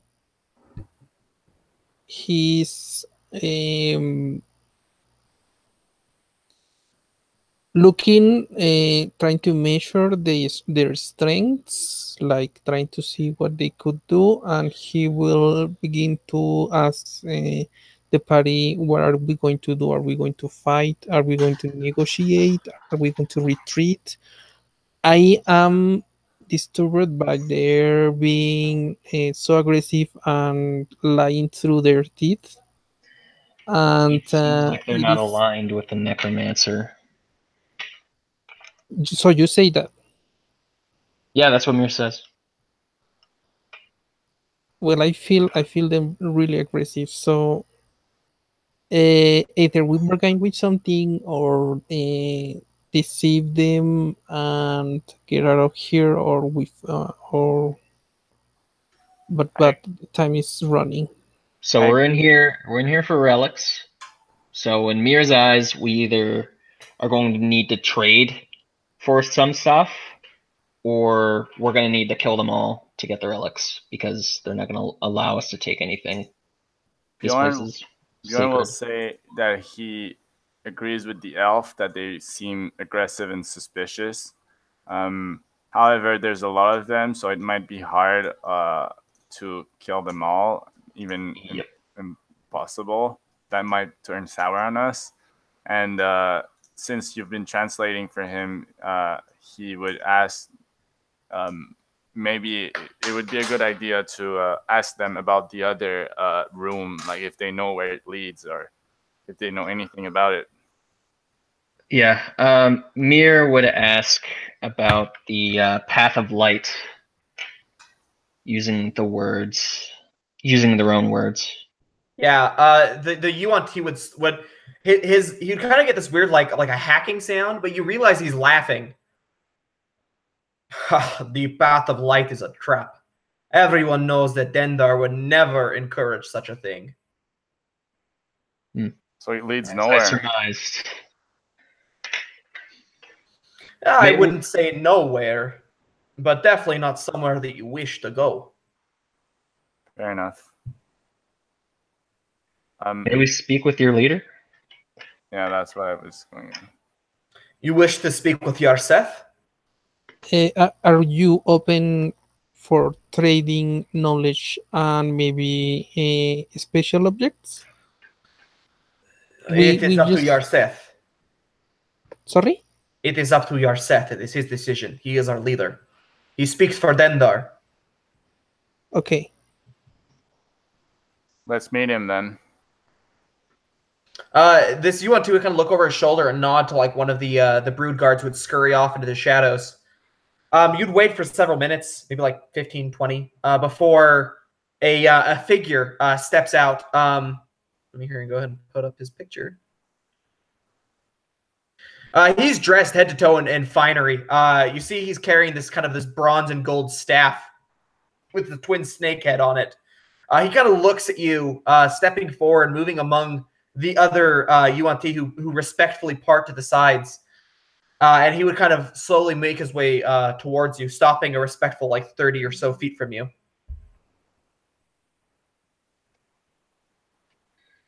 All right, so the mission was to get some relics, right, guys? Yep. Yeah. What have we seen so far? All right. There is that obelisk stone.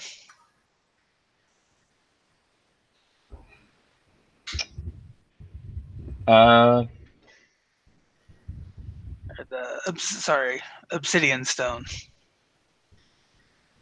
So while our group is apparently like speaking with each other and trying to figure out how we're wanting to do this, Bjorn will be kind of like fidgety and like pacing a little bit and having like a nervous eye over the UNTs and like fidgeting with his halberd and being on his guard for sure because he feels as if they're aggressive and he doesn't like having another monstrous person coming along. So I guess Mir would step forth and speak. Yeah. With quiet intensity, so they kind of like gather a little bit more to the priest. She would say, please don't mind my companions. They're on edge. We had a run-in with the shadows on the way in here. But we have come to ask if you would be willing to trade for some objects in exchange for knowledge and other objects that might be of interest to you.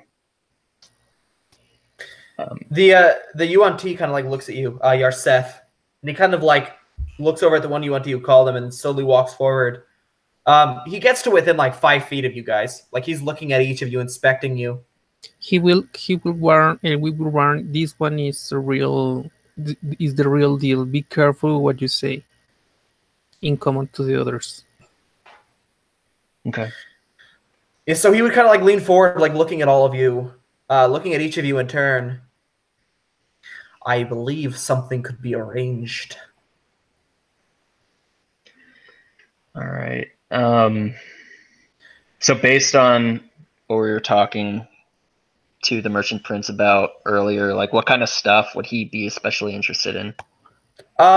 Ancient writings, like effigies and figures, old weaponry, just like anything basically ancient. He's a collector. Anything magical too.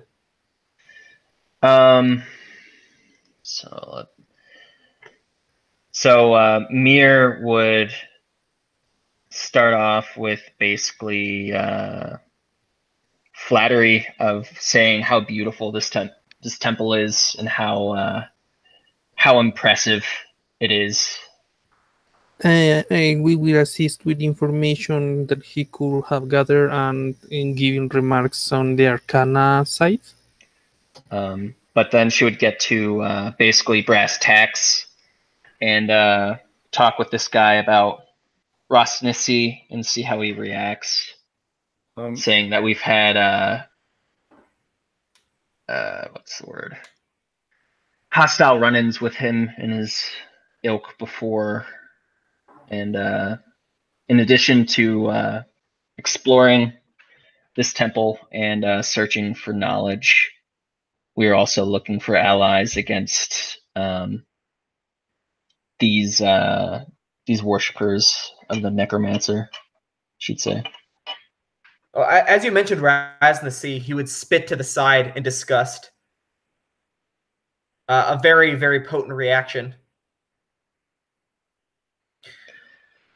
My friend here, he was the one who expelled them from this temple, she says. I remember. I saw it through my mind's eye. The statue at the front is not simply for decoration. Ah. You are wise. And you knew we've been in here for, well, it seems like hours, but I don't think it has been. Anyway, we're here mainly for trade, but if you have, we can also offer aid in fighting Rustnessy and his forces, in exchange for anything that you would be willing to you trade or sell. We have no interest in fighting Rasnisi. We are happy here where we are. They cannot reach us. But are my followers, and he looks over his shoulder at all the other UNT, we are small in number. I would be willing to part with these relics and magical items in exchange for you, my dear. He smirks at that. He wants a slave. Nope. Let's see, what would she say? Surely Dendar would be pleased with the blood of a heretic, would he not? Dendar is pleased with new blood among his ranks as well. I'm not There for are sale. ways to create UNT. You would not even remember who you were. I'm not for sale, and I don't want to forget. Pity. Well, then perhaps this elf. And he looks over at Elwig. Mir looks at you, humoring him. What? Elwig. Humoring Get sold, she says. Sarcasm that he probably can't catch. I did not catch that. Could you please repeat it? Essentially, this UNT sorcerer is... No. What Mir is saying. She said that he wants one of us in exchange for relics, and at this point, Mir is basically like humoring him to try to redirect the conversation away without just saying no, basically. So you are trying to sell Elwig? No. She's asking you if you would want to be sold, expecting you to say no. He wants to stall, asking for the details of the ritual and how long it will take and blah blah blah blah blah. You'd get it. You'd try to get information from him. Yeah, that's a good idea. He would look at you and just... Okay, I'm going to roll insight. He just looks at you and sneers. Why don't you find out for yourself how long it will take? Wait, can I not get roll as well? I mean, like, I guess you can roll deception. Like, I'm just saying that, like, he's trying to see through the fact that you're trying to get information from him. But, like, I guess you can roll deception if you want to. 19. Tyler, How what? 19. How close together are all these guys? You see he's standing like 5 feet from you. Like there's a couple like directly behind him, maybe like 10 feet behind him. And then the rest are kind of gathered around this like pit.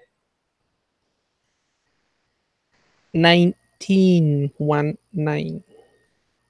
So 19. I mean, like he's not going to divulge the information of this ritual to you. Like it's not going to happen. So like the fact that you're trying to like trick him into doing it, you see an angry like frown cross his face. As he says, why don't you just find out? Mm-hmm. Though I could be persuaded if you were to part with some of your magical trinkets. He'd look at you, Mir, and the rest of you. So are you Perhaps. guys relaying that information? Because otherwise, Yeah. Dylan is just looking at all this like chatting and draconic, and he's like, "What the fuck is going on?" Guard's just standing it's kinda there and fat. scowling. Yeah, she would be translating as they go. Mir would ask what kind of relics they would be willing to part with in exchange for magical items. I'll So you say, look up. Oh, sorry, go ahead. sorry, I'll just say the only thing I have is gold and a couple of magic potions. Some of them are pretty potent, but that's all I got. He would look over his shoulder and kind of nod to some of the UNT who'd disappear. They'd come back in, carrying all sorts of stuff. You see, like ancient war like plate, like you see like an axe, like a huge war axe. You'd see they bring like little like these stone snake statues, like shaped like Dendar. You'd see they bring like metal golden medallions. They bring rings and all sorts of just stuff and pile it on the floor. Kill them all. No.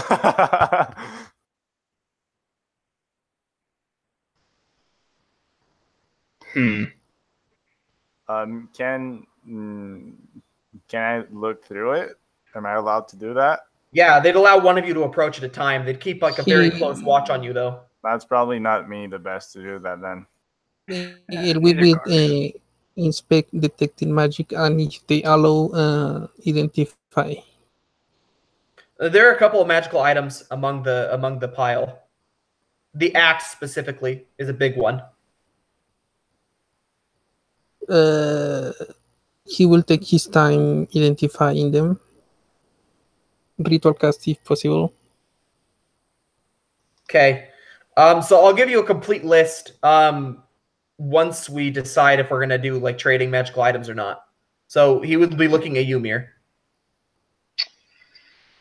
All right. Well, He will ask if they have healers in their ranks. I think at this point they're all kind of like gathered together, correct? Yeah, pretty much. And there's like more than 20. Yeah, there's quite a few. Where are you going out?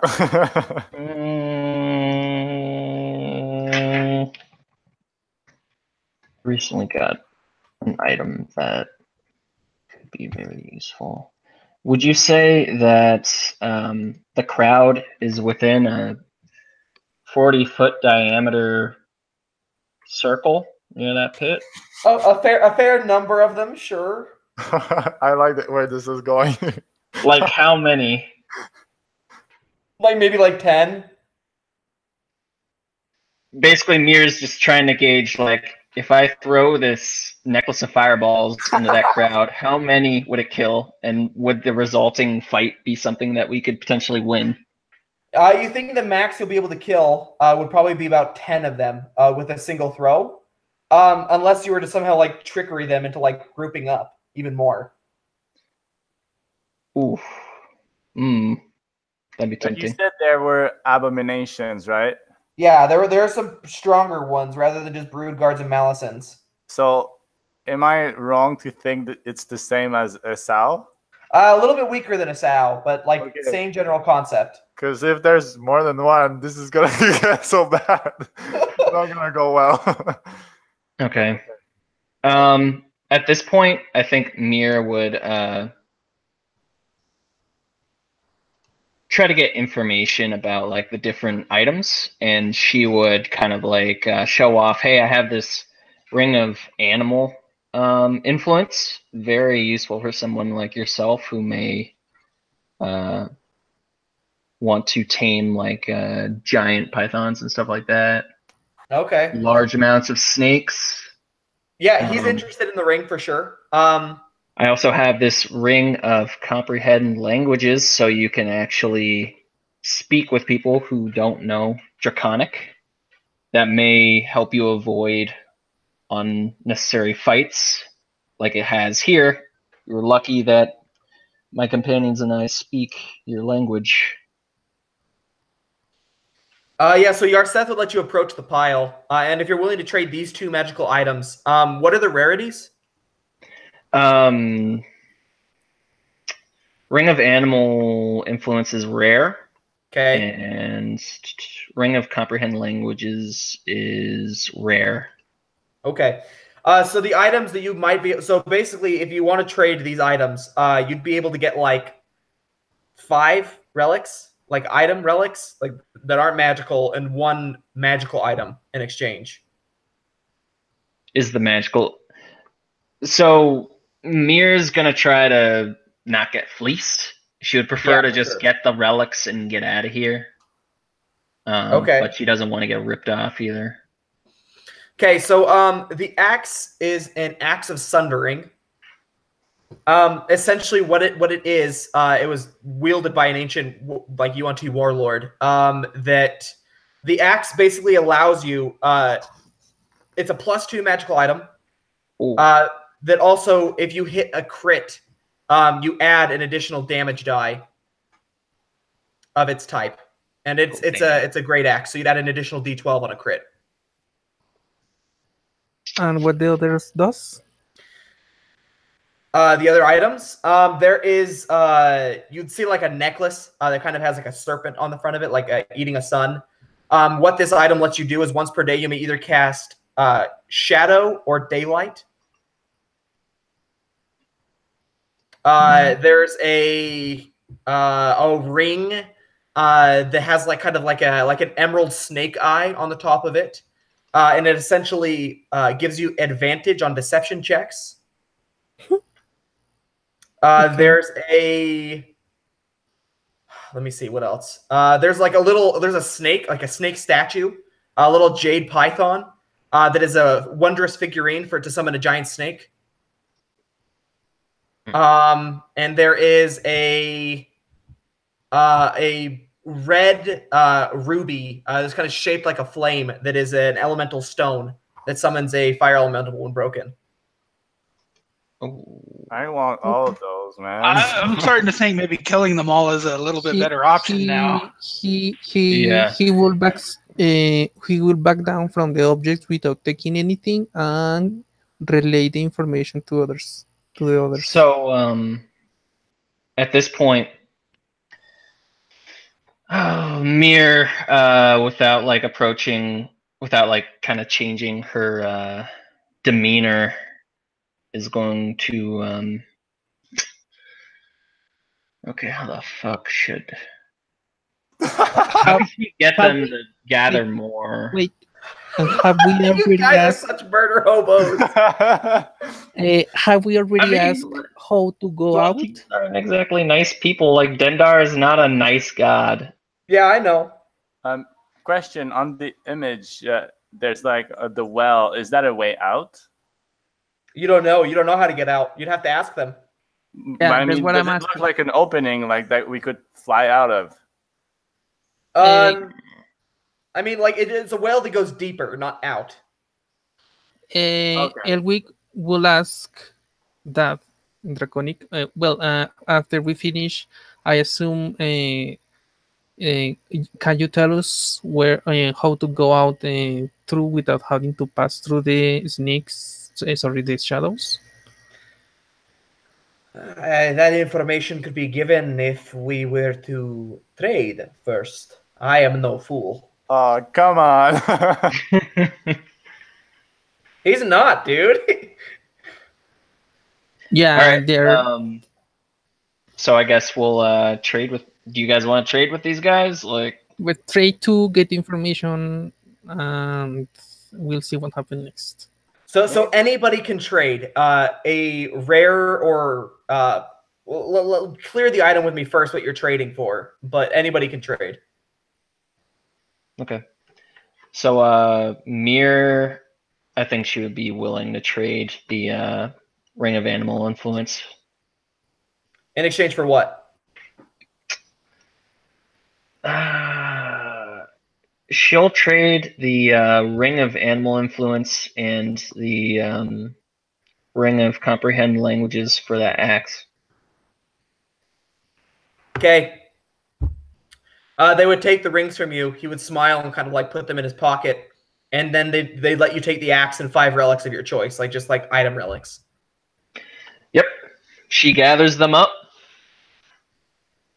sheaths the axe, puts the relics in her pack. Oh, damn.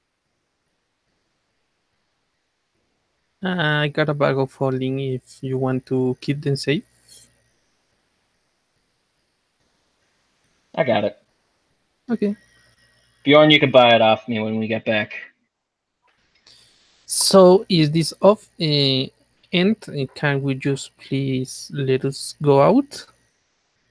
Oh, are you guys trading? And is anybody else trading for anything?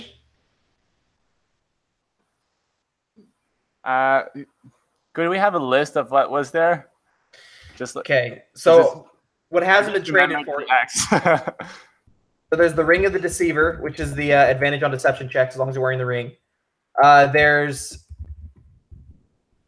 Amulet. Endar's Amulet, which lets you cast Shadow or Daylight once per day. There was the Elemental Stone of Fire. And what was the 4th item? There were 5. Oh my gosh. There was something. No, yeah. Stuff. Sorry. Figurine. Oh, there was the the Jade Snake. Wondrous figurine.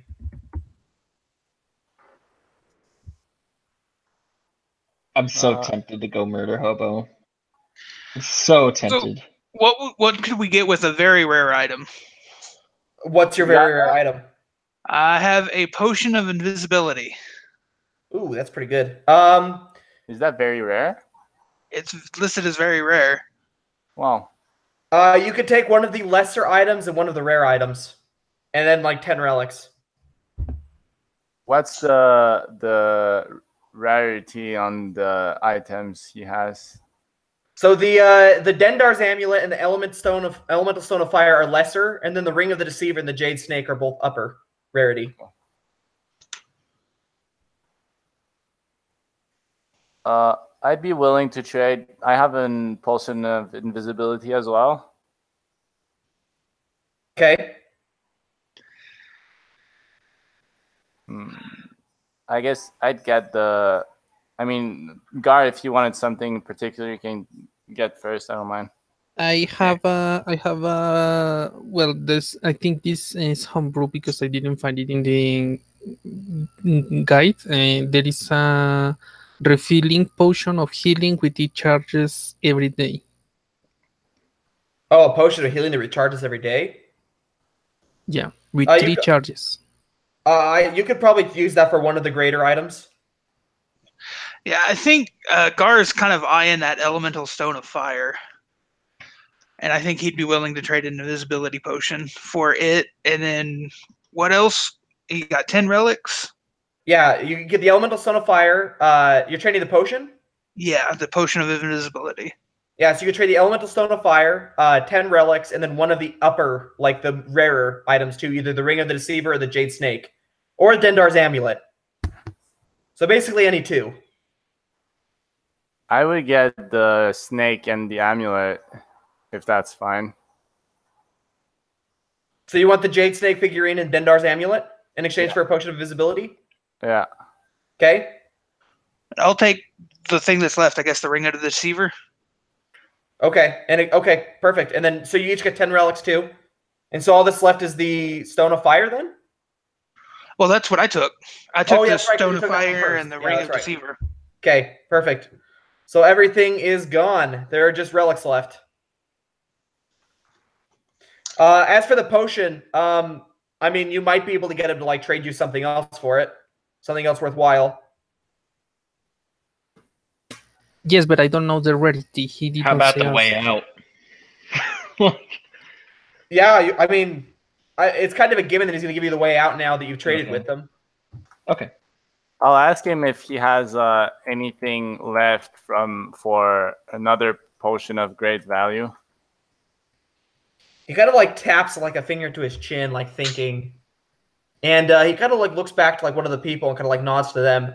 He disappears off into the back like recesses of the room again and comes back with a small box. He sets the box on the floor, and on the inside, it's filled with like a powder, essentially. Mir is gonna use her herbalism to try to figure out whether that powder might be dangerous. Go ahead and roll me herbalism. Okay. Oop.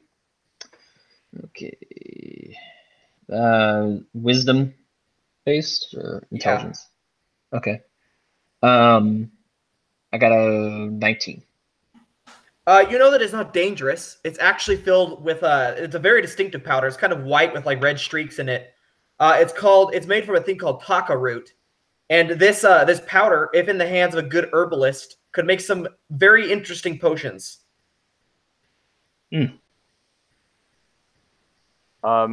Would he be interested to trade it for the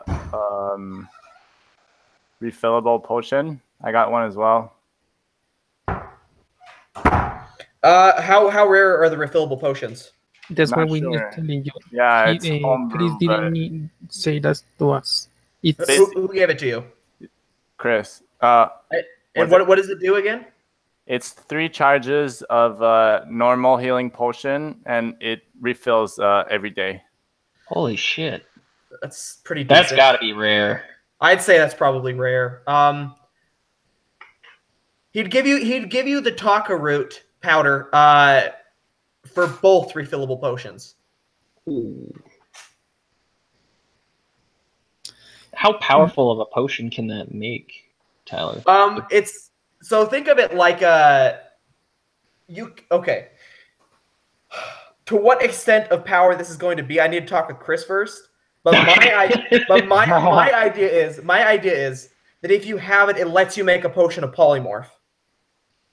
Oh, okay. Probably multiple too.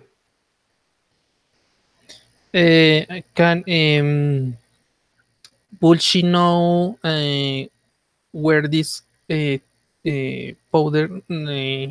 Will Mir know how this powder can be made? We can investigate to see how it is made and maybe make more. Yeah, Chris said basically once you get the ingredients and like the recipe for a magical item, you can just make it. Like you can put the time and the money towards it and just make it. So you don't need to go out and find more.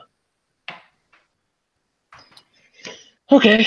I think at this point, Mir would be ready to go. I mean, basically, you will be the only benefiting from that powder, and it's our potions we will be trading for.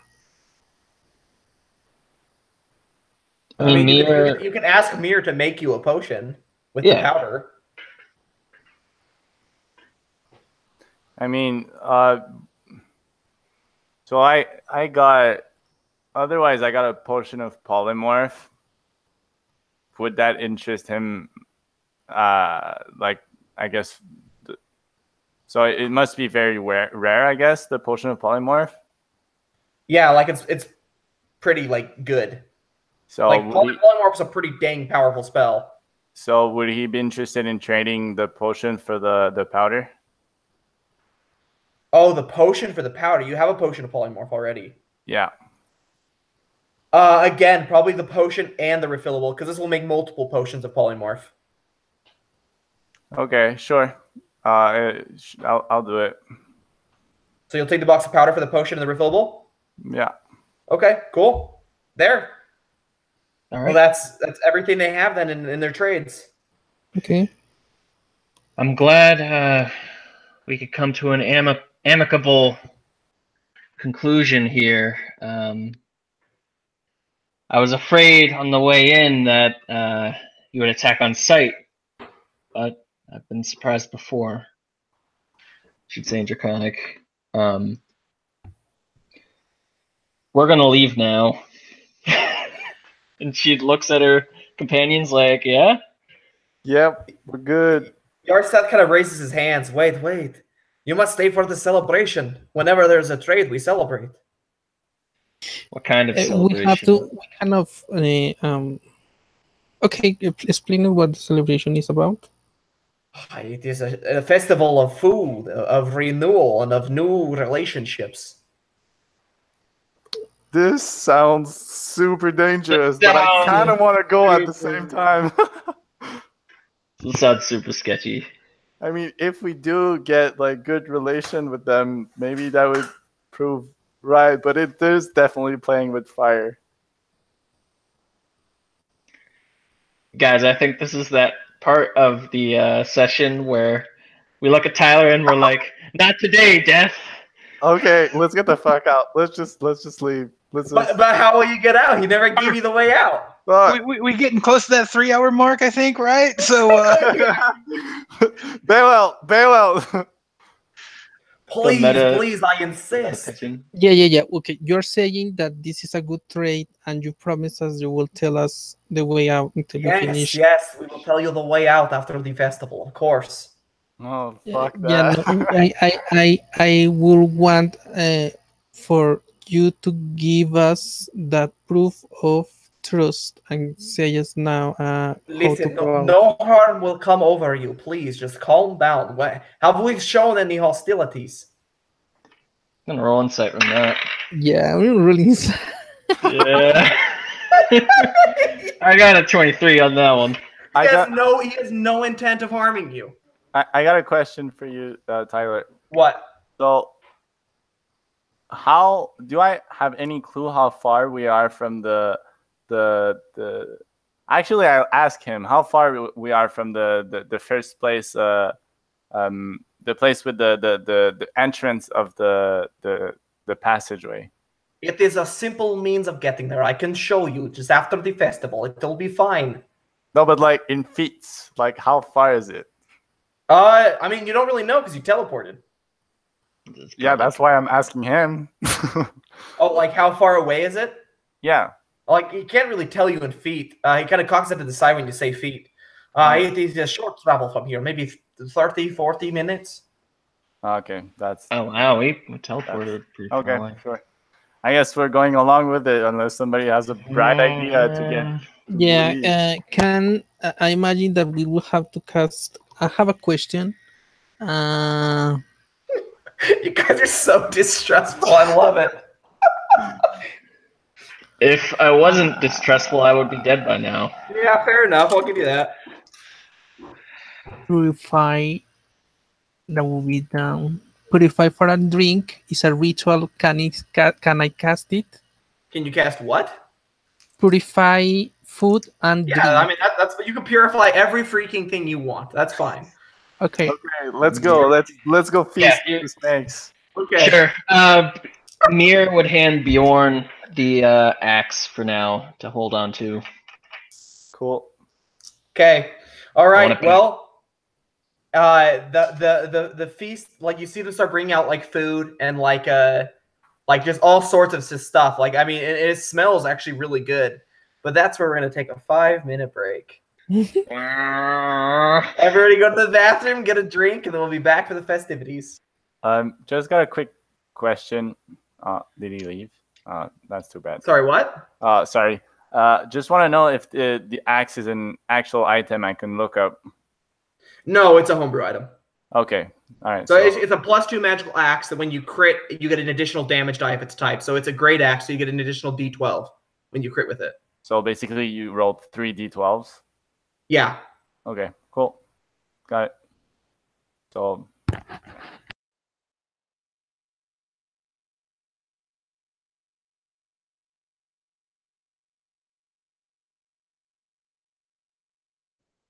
If we don't die, I'll sell it to you after this.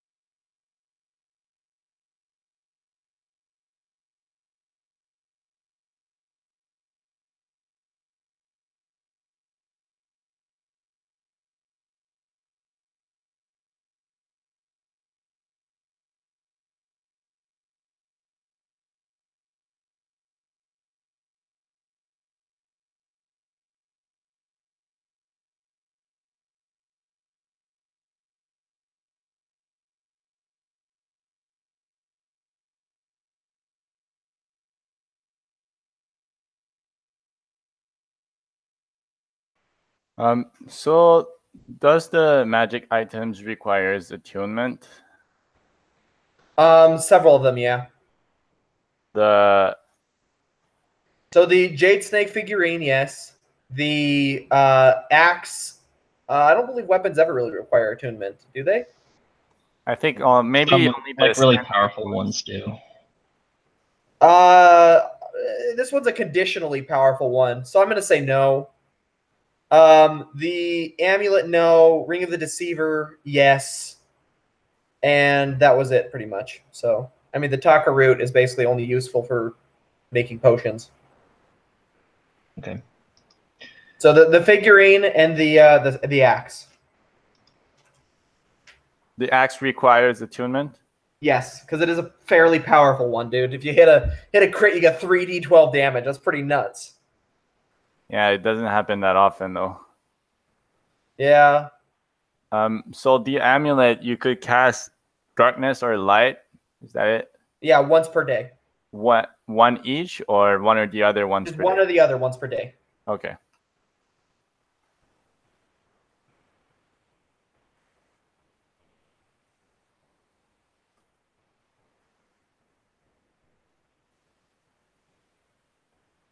Hope you guys are taking notes about Rousing the Sea because you got some very important information.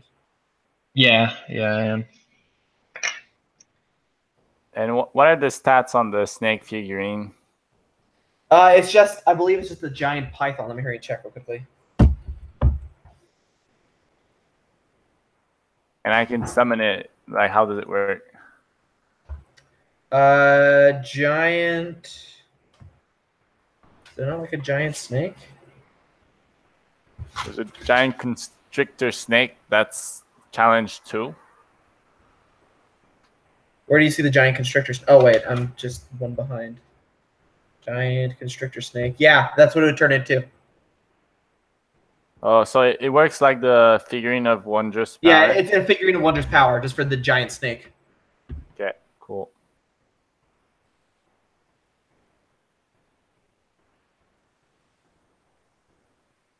So depending on the one, it differs how often you can use it. Yeah, let me hurry and look up the other ones. I said the I don't elemental think- stone, is that a one-use thing? It's a one-use thing. Yeah, you use it and it's done. Okay. But that's a pretty good one-use item. Because it's not one from the DMG, the snake Yeah, one. this is a homebrew one. Yeah. Let's say that you can use it every 3 days. Once every 3 days. Okay. Question. And what- Back. Yeah, what's up? Will Elwig be able to get a rough estimate of the value of the antiques? Which antiques? The ones you traded for, like the relics, or like the magical items? Relics. So the relics that you guys all traded for, let me see, there were like 4 or 5 trades that happened, right? I So got 10. I have So- 5. Okay, so 5, 10, and then Gar got 10. But then you also traded again. No way, yeah. So that you got 25 relics. Yeah, I traded twice. So how much do I get? I got 20. Yeah. Okay, so you guys have 35 relics. Rough value. I mean, to Wakanga, it probably means more to him than to you, or like because he's a collector. So I mean, like this is kind of the mission is getting these items. And you have that sunstone thing still too, which is another magical item. Gar may have accidentally put that in his bag. Accidentally. Accidentally. But yeah, we still have it. And Yeah, so you can't still have seem that to sunstone. find it. Can't seem to find it when you Oh, ask guys, for I it. dropped it when we started running. Oh, It's really lost into my bag of holding. It's just so big. well, I can't find it anywhere. Oh. Okay, so when we start, Elwig will be obviously cautious because he has failed not 1 but 2 insight checks. The second one was a 10. So Okay. he's looking around for ways to escape and corridors. So Anything. distrustfully. It's not. It's like begrudgingly accepting that so far the negotiations are going okay, but he's not willing to risk. Yeah, that's fine. So let's just go ahead and just start right back into it. The party, the fiesta, essentially. Nothing happens out of the ordinary. You guys eat food if you want to eat. You eat drink. I mean, you drink if you want to drink. But nothing happens out of the ordinary that would make you like lose trust in these UNT. Lies. At the end of the party, though, Yarseth kind of raises a hand and everyone goes quiet. He walks to the edge of the pit and kind of just smiles to his people. We always seal a good trade with blood. Do not worry, not with yours. We have prepared something for such an occasion. And he kind of nods. And you'd see several UNT disappear into like the back recesses of this huge room again. And they come out and they're dragging between them Yeah, go ahead. a woman. What the fuck is that? So they drag her out. She's bloodied, she's beaten and bruised, and they kind of like like the scene from El Dorado, that old like movie. They kind of like put her on the edge of this like pit, like kneeling there. Yeah, we immediately reacts to that. First, will he recognize her, or is just It's just some lady. Yeah, he reacts to that and he stands up. He says, "Is there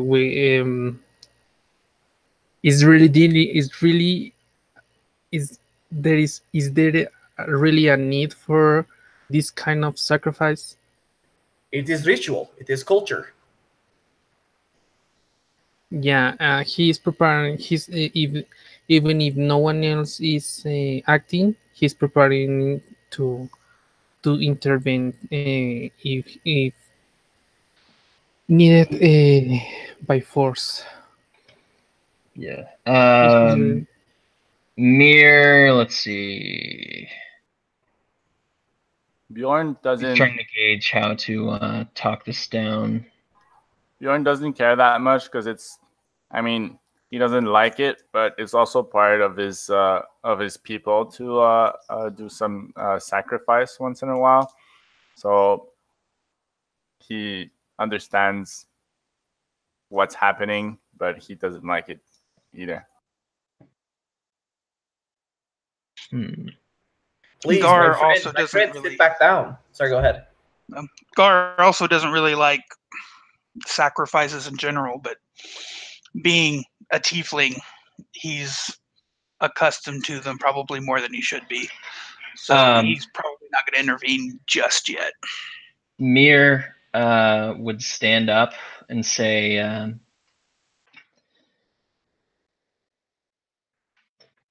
in my culture, we do the same thing. However, as a guest, if I may ask that I practice my sealing ritual with this woman, and she kind of like approaches her with like this predatory grin, trying to convey like trying to play along basically and get closer. And she pulls out like this potion and like beholds it like this will transport her to the realm of my ancestors so that she may be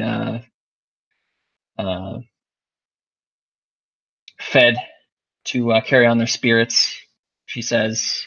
And anybody who's used a potion of invisibility would recognize it, but she would do her best. You just traded them 2 potions of invisibility. Yeah, we just traded. I think he's probably gonna see that. Really? Yeah, you traded them too. It's like in a flask. I mean, if you can He see will- it through, he yeah. won't know. Elwick is drinking a portion of an antidote. Okay. Okay. So she would like produce this flask with like great fanfare, like it's something that she does. Roll me deception. Oh god. All right. You can do this, Nate. I'm gonna use my inspiration for that one. Oh, good move. Okay. Okay. 18. Oh no, Really? Okay.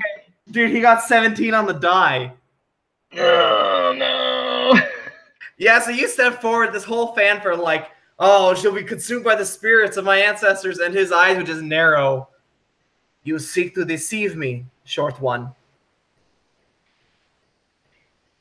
Would you be willing to part with this one? Well, Elwick is waking backwards, trying to keep an eye on the creatures to not be surrounded. You wish for us to part with our sacrifice? We do not wish to anger you, however, as much as you want to settle this trade in a good way for everybody, it wouldn't do it well for our traditions. Perhaps a deal could be struck. The fuck does he want now?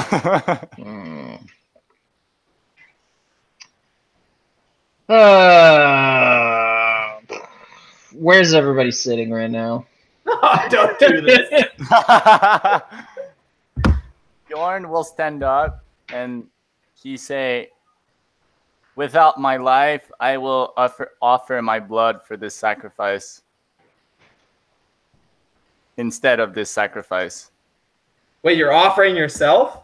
No, I said, without offering my life instead of this sacrifice, I will offer my blood, as in, like, you know how some people like the blood packs or whatever, just like bleeding. He's Oh. Is it a life that's needed, or is it blood? Yeah. That's what I'm trying to. It is a life. The great devourer Dendar needs another life to consume in all of its entirety, its soul, its spirit, its energy, everything.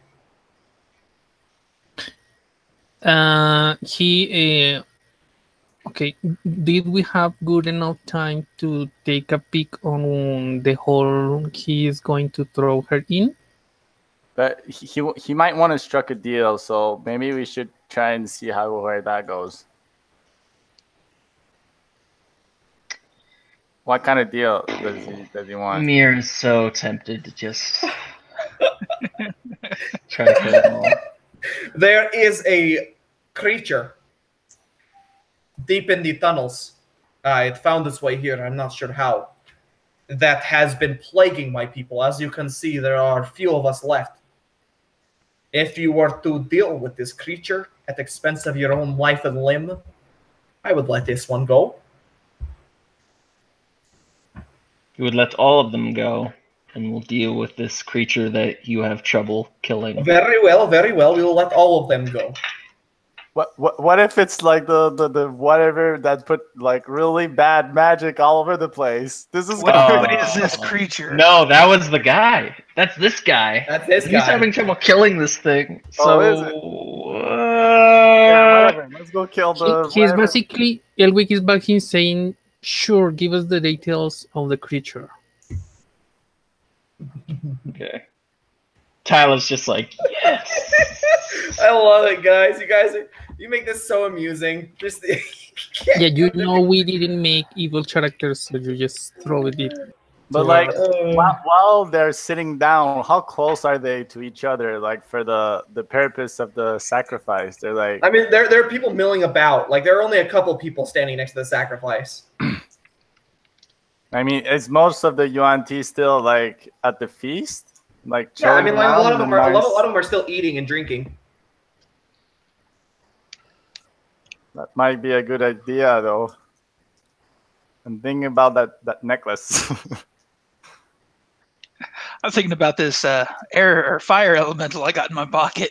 We're just not sure how to get out, so that might not be a good idea. Yeah. If we can just kill the thing and then be gone with it, maybe that's the best way to go. What is the creature that they need It to is- get rid of?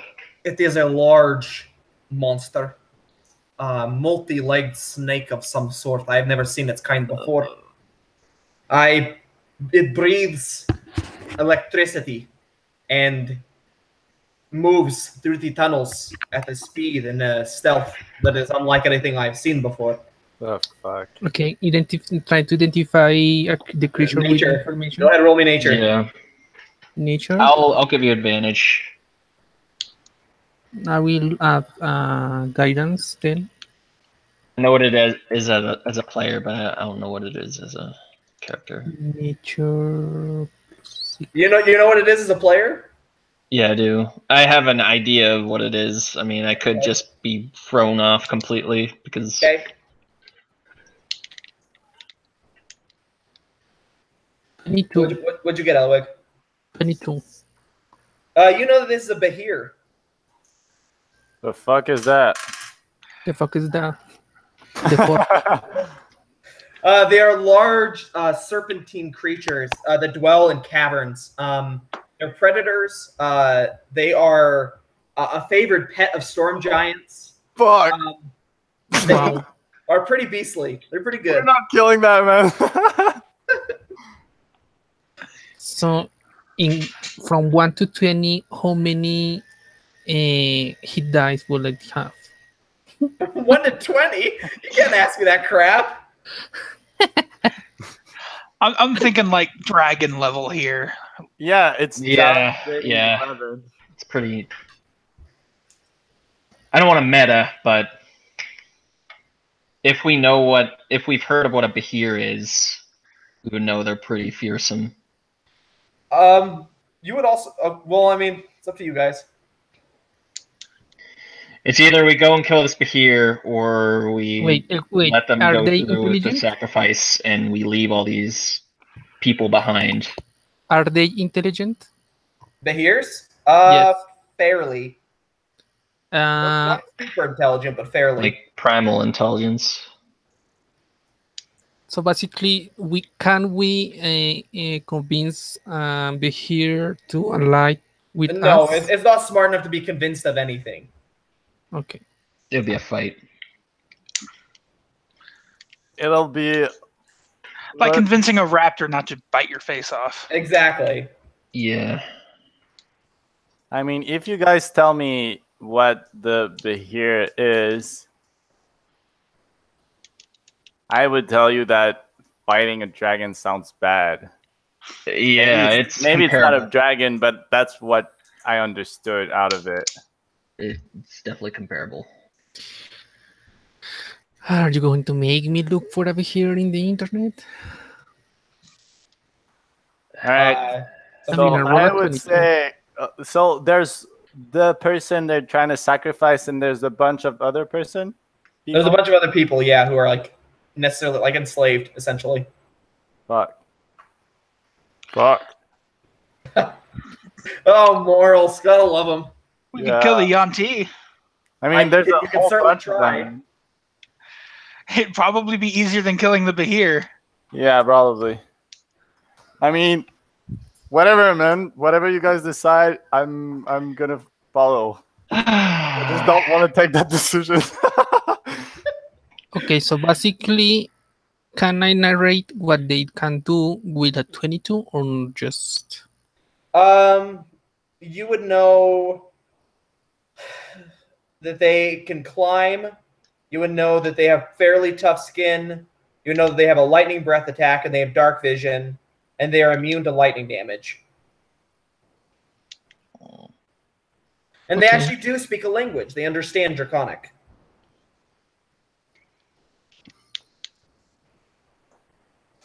I mean, their intelligence is 7.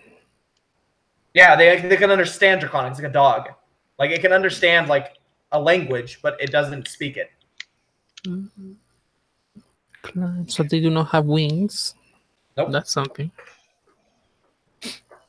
Yeah, basically it's one evil for another. It seems pretty talk. Oh wait, according to this to the entry in the monster manual, it can speak.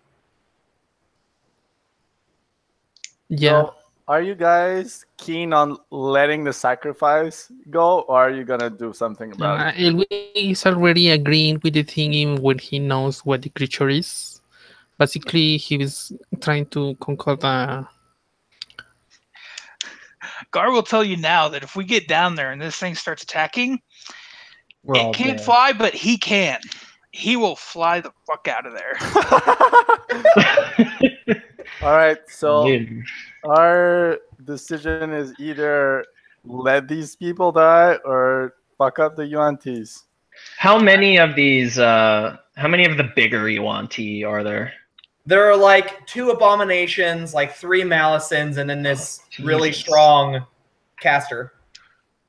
Dude, there are no easy choices in a Tyler game.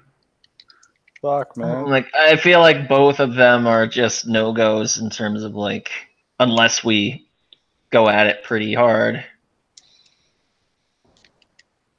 I mean, I this mean, the, if we the go for Vahir the is Yuan-Ti- one.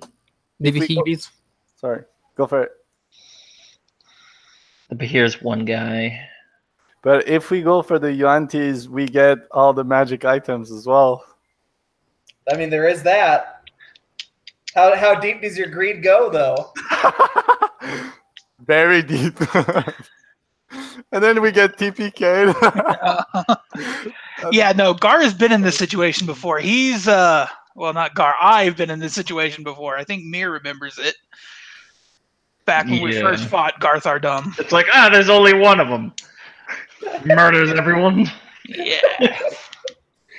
I mean, Yeah, we have to- Gothardam, we almost died, and that one The is Bahir is even more definitely dangerous. stronger. So this is, I don't think it's even an option.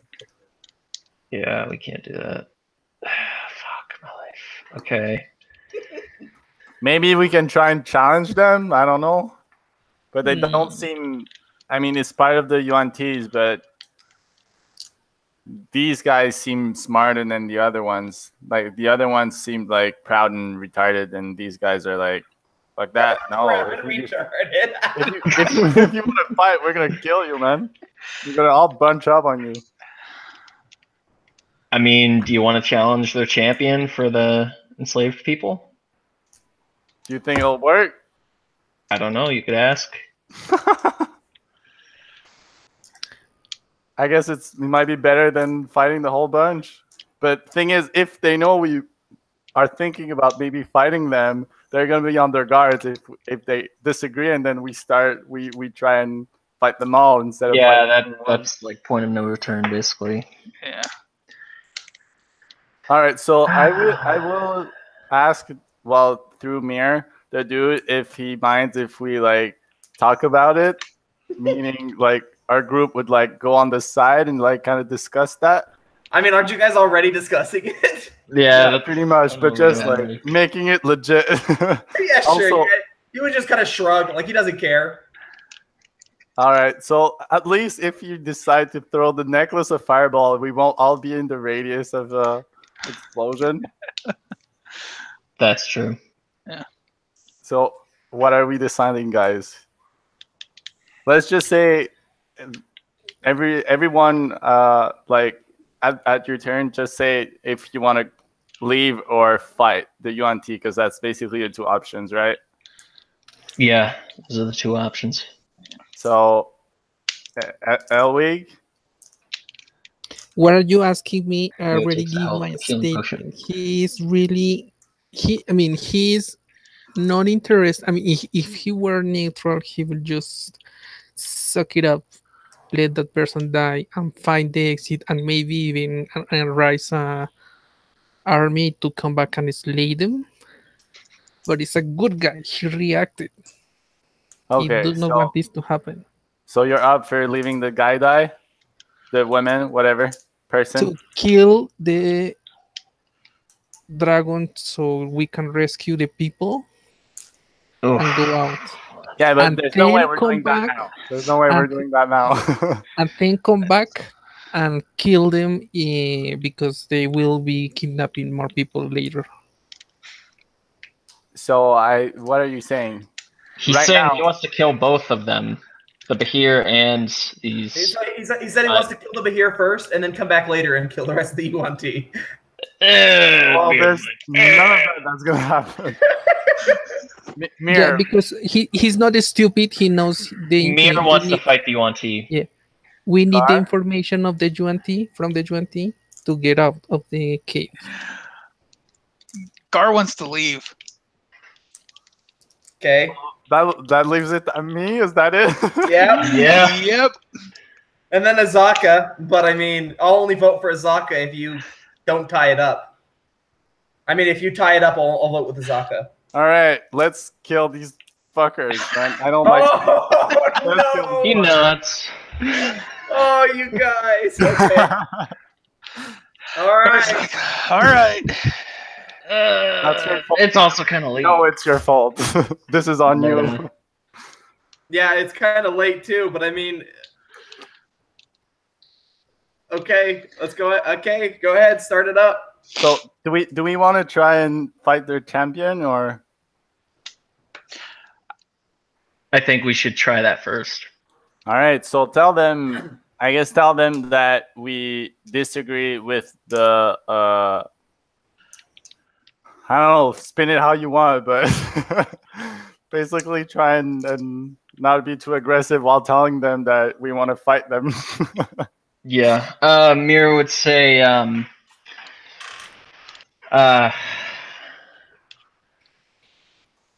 champion would like to challenge your champion for ownership of these sacrifices.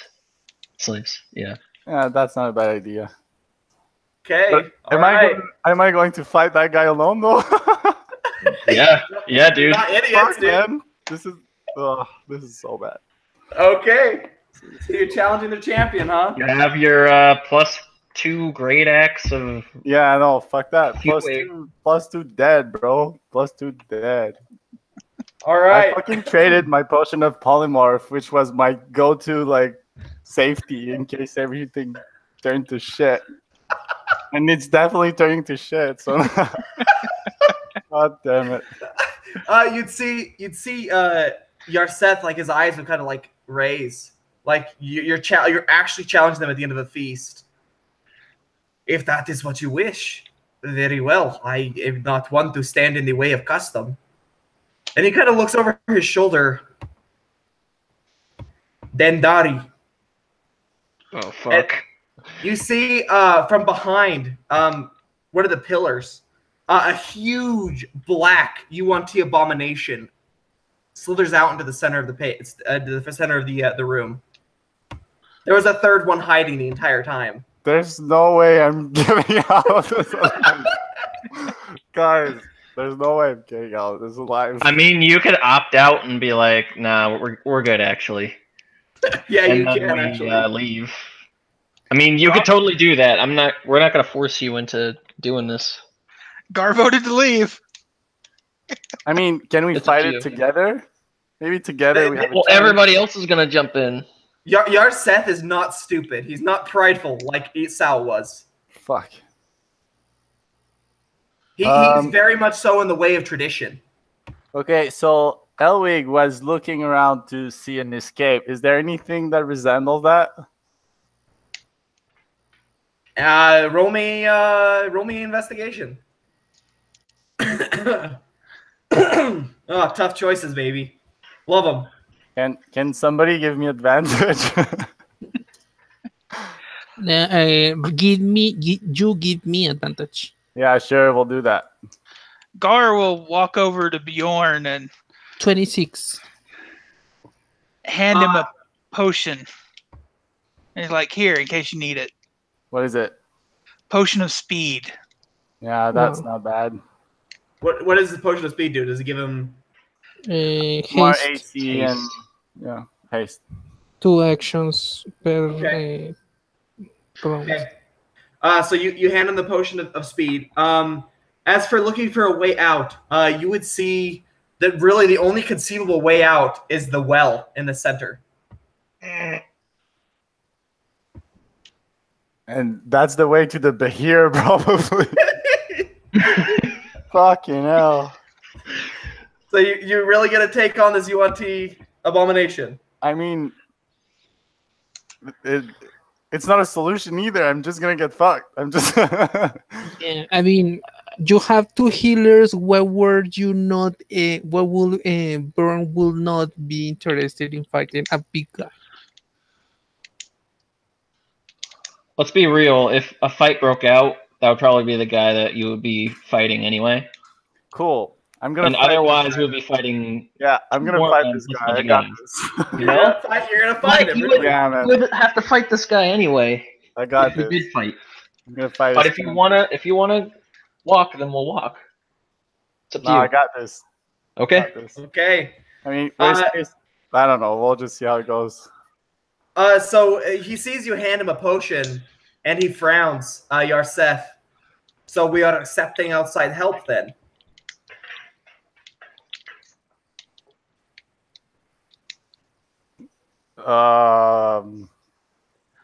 Gar just looks at Bjorn. It's up to you. I'll take it back. Yeah, I mean, if he's healing him and you guys are all healing me, I'm I'm winner, no? Okay. No, wait. I'm saying not from the thing, but from the. I mean, Elwig is still upset that you bunch did not decide to fight the Behorn, so he's complaining that if you had two healers, why would you not go to that beast? Is the easiest way to free the people and go out. What was that for me? Yeah, he was basically saying like if you want two healers now for your fight against one UNT abomination, why would you not go and fight the Behir essentially? Because the Behir is stronger. From what we gather. I mean, does that guy looks like Esau? Like he's not as big as Esau, but he's definitely big. Okay, yeah. Whatever, I guess, man. So you're accepting outside help? I don't know. What do you guys think? I think you should fight him straight up. That caster is pretty powerful based on what he put at the entrance. All right. Well, Scrying on us. I'll give the potion back to Gar. Okay. Actually,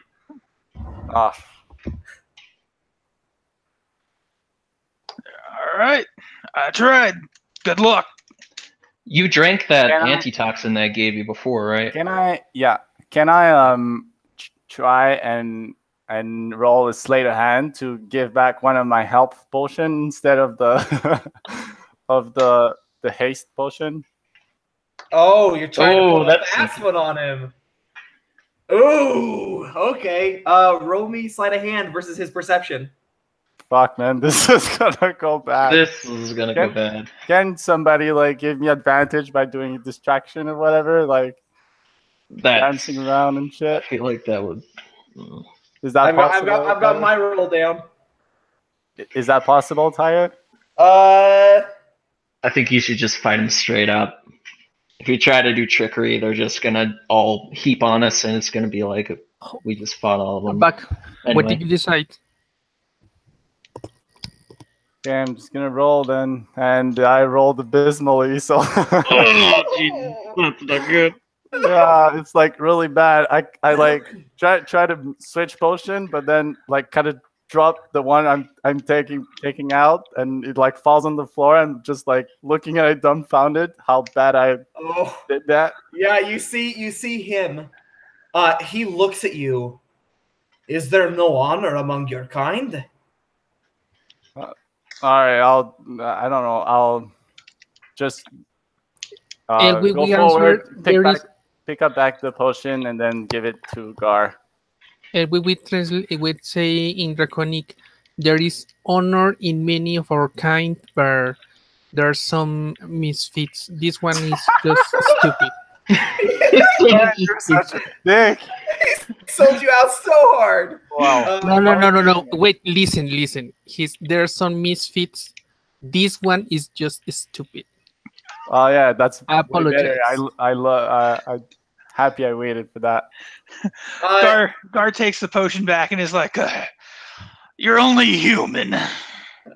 I got this, bud. I got this. Yes, Go get him, buddy. he looks at you all and just shakes his head.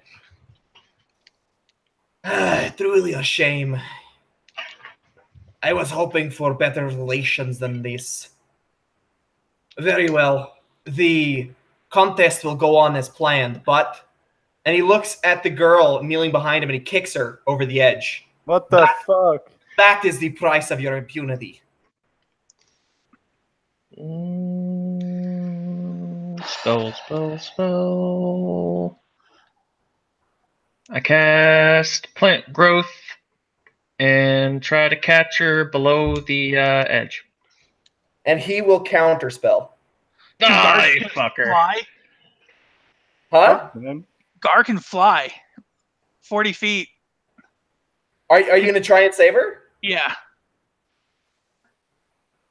Gar's gonna fly after her. He's gonna use a. Oh man! He's gonna use a we should key just let her die. point. We should have let her die, man. Okay. Roll initiative, guys. This is all going so bad. No. Roll initiative. Fuck, man. Okay, here we go. My rolls are fucking horrible, man.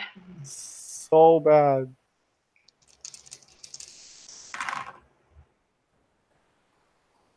Fuck, man.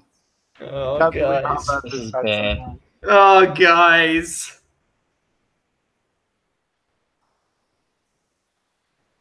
Oh, man. Gentlemen. Well, at least Gar's going first. I actually got 6, if that matters. I'm rolling really badly. It's terrible. Okay, so after that, it's going to go... Seth.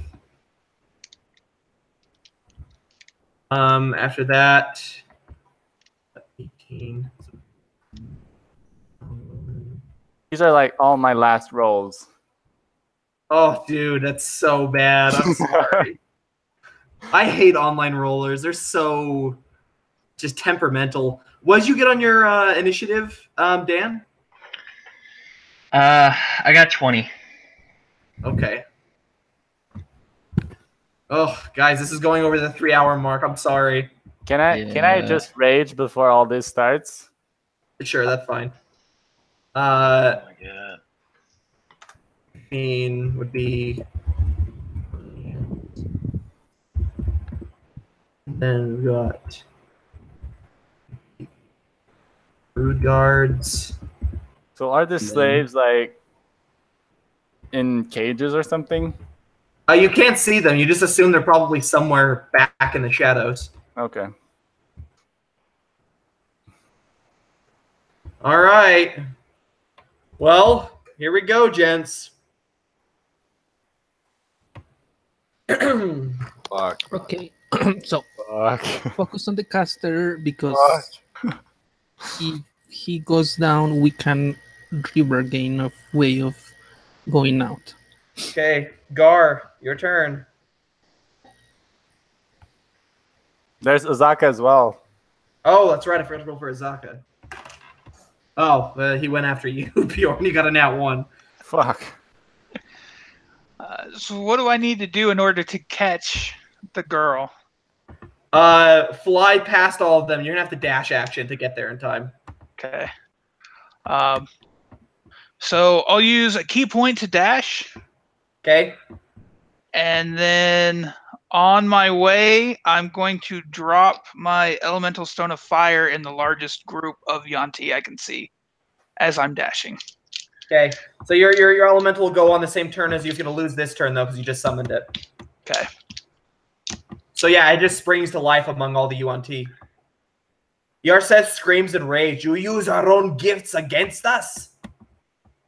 Yep. Okay, Mir, your turn. All right. Here we go. Let's see here.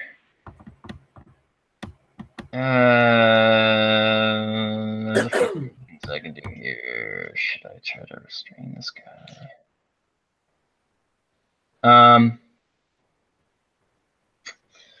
Okay. Fuck. Should I fireball or should I? So many choices. Damn it. Damn it, you guys. Okay. She's going to throw the fireball. The fireball into the crowd. It's a 40-foot diameter, so how many people would that catch as they're all kind of like gathered and eating? I'd say you could probably hit this. Let's simplify it. You could either hit the Abominations or the Malicens and Brood Guards. Get the fast.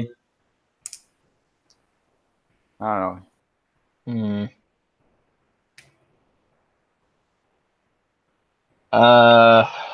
I guess I'll go for it's like all Malicens and how many Malicens and Brood Guards? Like a lot? There are like 4 Malicens and like 10 Brood Guards. Yeah, I'll go for them. I mean, there's a whole crap ton of them. I'm gonna expend 2 charges and cast it at 3rd level. Okay. Dex saves for them. Yep, dex saves. The Brood Guards succeed amazingly, and the Malicens fail. Okay. Gotta get my dice roller.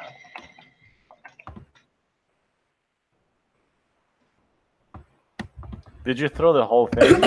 No, just 2 of the 9 charges that I have. You guys have amazing magic. It does 40 fire damage if they fail. Well, the Brood Guards are incinerated immediately, even if they did take half. The Malicens are looking pretty messed up, but they're still standing. All right, and then she's gonna turn into an Allosaurus and get into melee with the priest. With Yarseth? Yep. Okie dokie. All right. Yarseth's turn then. Let me see. Where's my spell book for him? Okay. Here we go. He is going to cast at 6th level. Okay. Let me hurry and find the spell. He just sighs, this frustrated sigh, and he lifts a hand, and he's going to point it directly at you, Mir. I'm going to need you to make me a dexterity saving throw. Okay. 17. Okay, that is going to fail. Oh, fuck my life. We're all dead. Holy shit, what the fuck? Guys. Anyways, that is 9 plus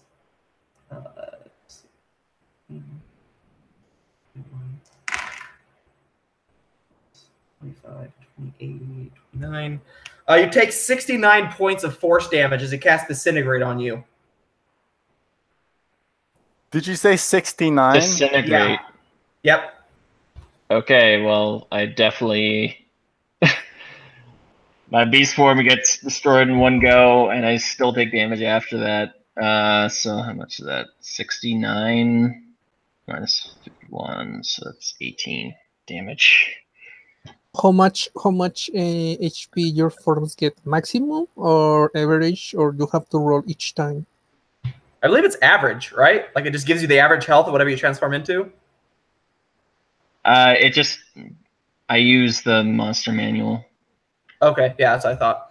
Yeah, so a wave of force just spreads from his hand, turning you. Your form just turns into ash, essentially, and you're left falling through the air, slamming into the ground and sliding a few feet. He would just shake his head and say, "It doesn't need to be this way." That'll be it for Yarseth. Elweg.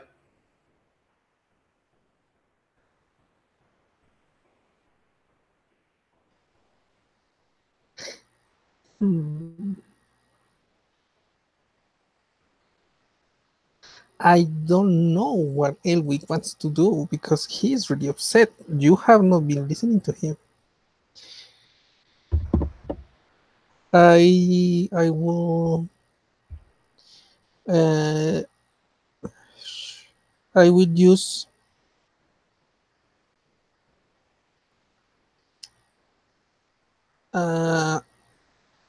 He will just follow the normal way of battle because he still needs his comrades and wants to save the people. And will cast the wounded ones. How close are to each other? The Malicens, you can hit them all if you have like a 20-foot range, like a area spell. Yeah, that's the issue. I will have to get at range and like crap. He will. How many are them? 3? There are 3 Malicens, yeah. He will. How far is he from the UNT people? Because he said that he will back up. Until From the Yuan tier, maybe like 60 feet away from you. Yeah, so I mean, you guys separated yourself to talk, so yeah, so he will cast 2 rays, 2 scorching rays. Okay. At each other. 2 of them, 2 to one and 2 to the other. Okay. And that burns a tier level spell slot. And let's roll for the attacks. That is intelligence, I think, is +7. So 1d20 +7, 1. For the first one is 20. For the second one is 14, and the other one gets 11, and the other one gets 24. So 20 and 14 for one, and 11 and 24 for the other. 11 misses. Okay, so 2d6. 4d6 to the first one. 12 points of damage to the first one. Which would kill him. And the second one gets 2d6. Wow, 11. 11 kills him. So there's Good. 1 Malicen left. And he will move backwards and try to find cover wherever he finds. Okay. So you back up then. Abominations. The abominations are going to move forward. 2 of them are going to close on Bjorn, and 1 is going to move towards Mir. When they get into range, I can attack them with my halberd. Okay. Okay. So go ahead. Make your attack. Fuck. 10. That definitely misses. I rolled a 2. God damn it. So Mir's shouting to run. Do you listen? Well, I mean, I can't run now. I'm engaged. Okay. So they close with you, and they'll attack. You're going to take 6 melee attacks. Oh, that's a nat 20 on the first roll. That's a good start. The second 2 are terrible, though. That's like an 11 and a 12, which both miss. Oh, my gosh. An 11 and a 16. Does a 16 hit you? No. And last attack is a 19. Does a 19 hit? Yeah. So you're going to take 1 nat 20 and 1 19. The nat 20 is going to do... You have an antitoxin, right? Yeah. Okay, so you won't take the poison damage from this then, which is really good. Wait. So you're going to take from the nat 20, 18 points. Okay. And from the normal hit, you'll take 9 more points. All right. Okay, that'll be it for the abomination. Oh, there's the one that's attacking Mir also. So Mir, 3 attacks on you. That's a 20, 25, and a 21, and then the other one's an 11, which misses, I'm sure. 25 and 21 hit. Okay. So the 25 is going to do 9 points. The 21 is going to do 13 points. I look really, really, really bad. And that'll be for the abominations. There's one Malison left who's actually going to run because his friends are just dead and he's in pain. And that'll be it for them. So Bjorn, your turn. So can you just describe me the battlefield, like where everybody's at? Okay, hold on one second. I'm hearing post this. Mir ran for. Okay, so Gar flew overhead and dove into the pit to save the girl. Did he catch her? Yes, he did with the dash action. Okay. Mir ran forward as an Allosaurus, was instantly turned back into her normal self, and she's being attacked by an abomination. Yarseth is standing in the back next to the pit. 2 abominations are attacking you, and then Eloeg is kind of like standing in the back near you also, and Azaka is standing near you. How far is the pit? I said the battlefield from you guys to the UNT was about 60 feet. Okay. I'm going to attack the first UNT. Okay. Yeah, sure. I guess. We'll see how that goes.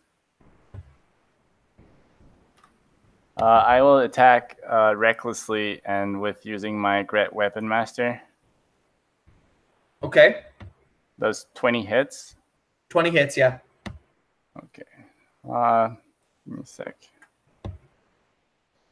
You're using your halberd, not the great axe? Yeah. Okay. I'm going to do 33 damage on the first hit. Ow. Okay. Yes. There you go. Not 20. Not 20? Okay, nice. So you'll roll your damage, add your modifier, and then double it. Roll your Say that again? So you're using a halberd? Yeah. It's a D12, right? D10. D10. So you roll 2 D10. You roll a D10, add your modifier, your attack modifier, and then double it. Oh, sweet. Wow. Like 27 times 2? Wait, 27? How'd you get 27? Because I got plus 4 from my strength, plus 3. Wait. No, yeah, plus 5 from my, because it's a plus 1 Albert, and then I got 2 from my rage, and I got 10 from my Great Weapon Master feat. Wow. Okay. And I rolled the highest possible. Okay. Cool. So what's the damage then? 27 doubled is 54. Yeah. Okay. Wow, that's really good. Roll me a luck die. 2. Okay, well, nothing bad happens because it was just to see if you got really lucky and instantly killed him because that's a lot of damage. Yeah, that would have been sweet, but guess not. Okay. So that's it for anything else? Yeah, I got a last attack. Okay. 21. Hits. That's 20. No, wait. Sorry. 20 damage. Oy, okay. All on the same person? Yep. Oh, this UNT abomination's looking really bloody. Is it not fucking dead yet? No, they're strong, dude. They have a lot of hit points. Fuck. Yeah, that's. I mean, do you want me to describe it as an OOC? Basically, each 2 of them is basically equal to 1 behind here. What? Like 2 of them two abominations basically. the combined hit points of a Behir, basically. Okay. But yeah, one of them's almost dead. Like he's really messed up. Okay, is that it? Okay. I will use my second hit. Action surge to try and finish him. Okay, go ahead. Fuck, man. First attack misses. Okay. And then second attack hits. Okay. Well, 21, so I assume it does. Yeah, 21 hits. 24 damage. Oh my gosh. Okay, he's almost dead. Fuck. Okay, well, I'm done. That's it now. Okay, he's on the verge of collapse. His eyes are drooping. He's bloodied, like bloodied. Okay, well, I'm done. Okay, Azaka, I'm gonna try and finish this one off.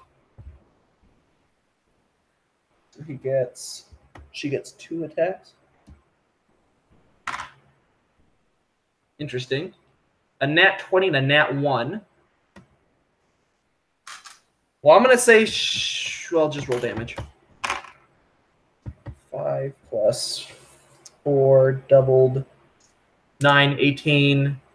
So she finishes the one off. But her second attack, just like the blood drips down the handle, just slips out of her hand. Her sword goes flying. Okay. We're back to the top of the order. Gar.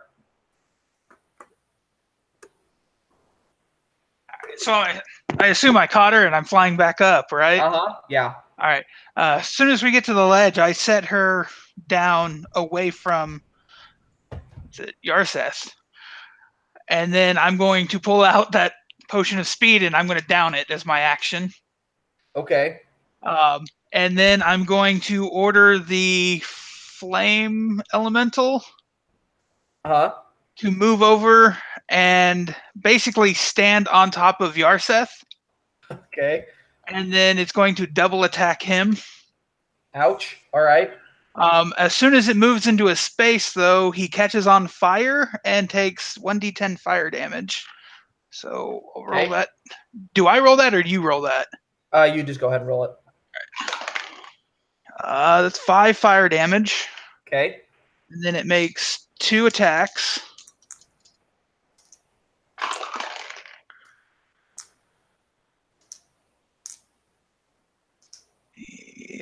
First one is a 15. Okay. And second one is a 17. He'll shield the 15. So the 17 will still hit though. Okay. And it's 2d6 plus 3. So 9 more fire damage. Okay. And he is on fire. Yeah, he just starts screaming in pain. Anything else? Gar will move over to the abomination that's fighting Mir. Okay. All right, Mir, it's your turn. Oh, so many options. Okay.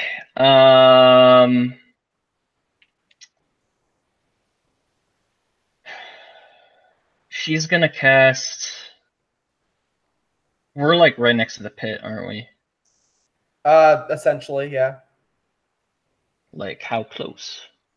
Like 30 feet away. Oh shit! So we're not like right there. Okay. Yarseth is like 10 feet away from it. If that makes a difference for you. It would. I'm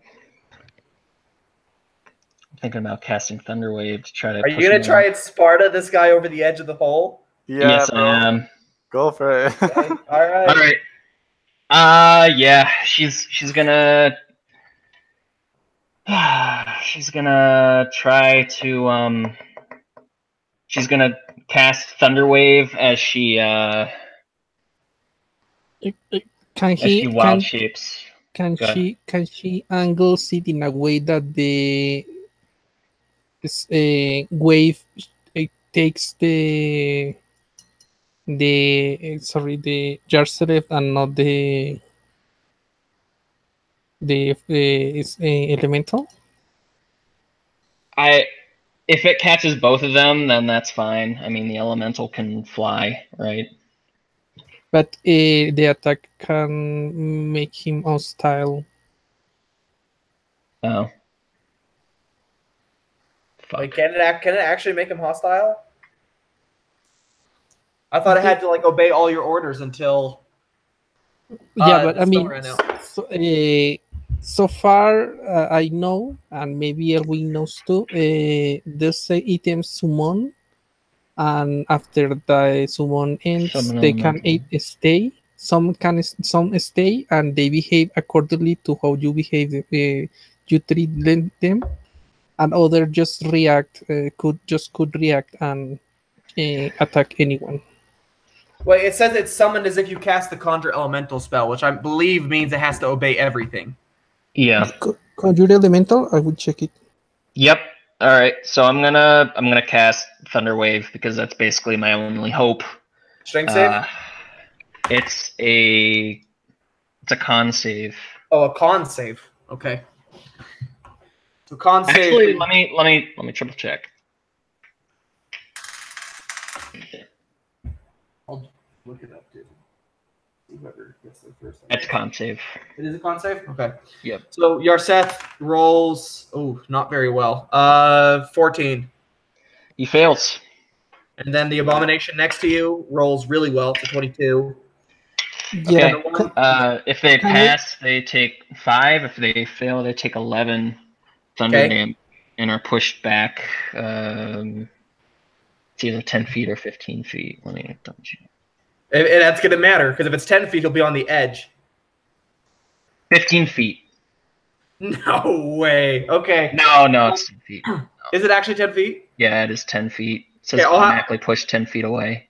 I'll have him make a dex save, though, to see if he falls over the edge. Because he'd literally be on the edge, like tiptoeing on the edge. Tiptoeing in his Jordans. He is also on fire. Yeah, I'll give him disadvantage. Come on. It's generous. I literally rolled 2 2s. Sweet. He topples over the edge. Yes! So long. We have fucker. a snowball's chance in hell now, but we're still in the shits. I mean, Yeah. if he teleports back, then He's gonna tried, come back. man. We But tried. I mean, yeah, Mir's gonna. She's really low on health. So she's gonna turn into another Allosaurus, and that's all her wild shapes. Okay. Yarseth will cast Fly. Son of a bitch. But that's his action, so that's it. At least he doesn't disintegrate somebody else. Yeah. Okay, Eloig. I think it's time to run, guys. You don't think we can kill him? How many foes are in the area? Sorry, go ahead, Yarseth what? takes 5 more fire damage since he didn't put the fire out, Yeah, okay, he takes 5 more. and that could break his concentration on Fly. Doubtful, but we'll see. I'd have to roll really poorly. Okay, I didn't roll very poorly. I got like an 18 on the die, so he's fine. I mean, he has to take an action to put it out, or else he's making concentration checks every turn. Yeah, yeah. So that's pretty good. So he will cast another scorching ray at the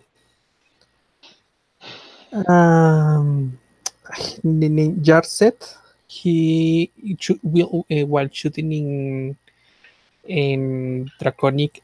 Sorry, that's what I didn't want to say for the dinner. Okay, go ahead. Maybe you're attacked. I'm sure he's gonna like you if you say it like that. Yeah, I mean, he says he's like, "I'm sorry. Thank you for the dinner." Yeah, burning his face now off. Burn. 18, 16, 17, and 21. He will take all of those hits. Go ahead. That's 4, 2, 4, 6, 8, D6. 85 points of damage. Ouch. Do Okay. the concentration is for the whole spell or for each attack? I believe it's for each attack because it's 4 separate attacks. Okay, so the first 2 dice are 5 and 4, so it's 9. Oh, okay. Well, 19 on the first die. The second is 8 points of damage, 6 and 2. So 14 on the second die is good. 6 and 6 for 12. 18 on the third die, he's good.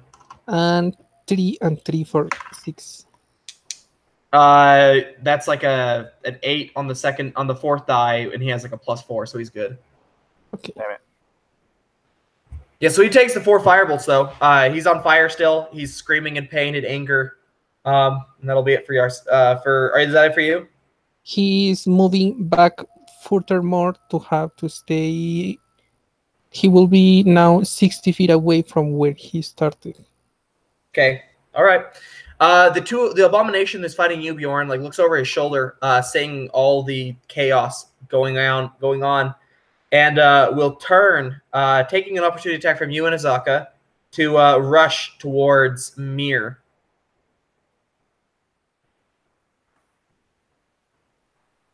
I got 18 to hit. 18 will barely hit.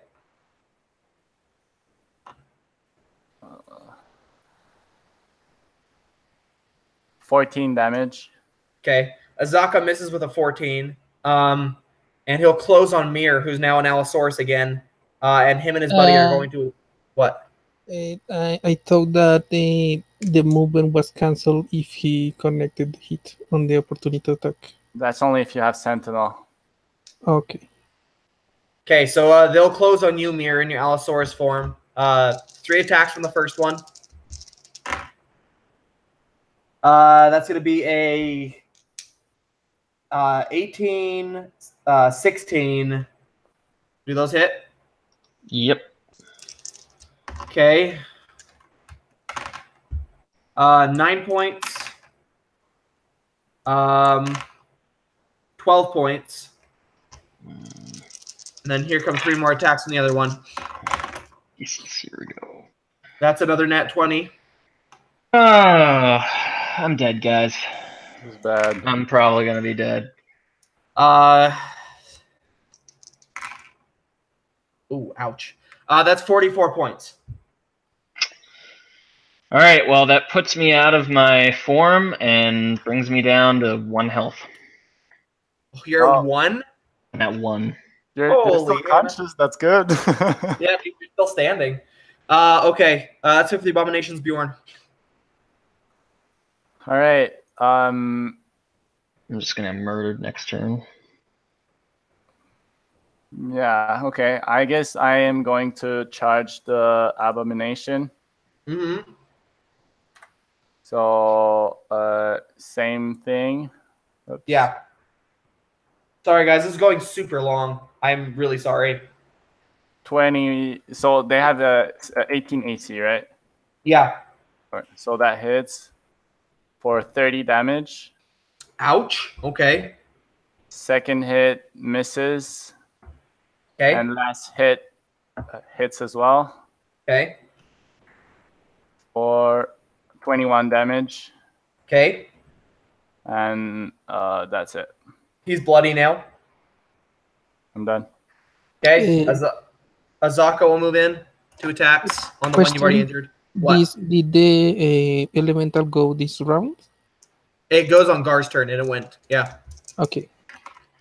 So Azaka nat 20s and is going to deal 15 points of damage. I mean, not 15 because it's doubled. 16 points of damage to the one you've been fighting, attacking Bjorn. That's it for him. Gar.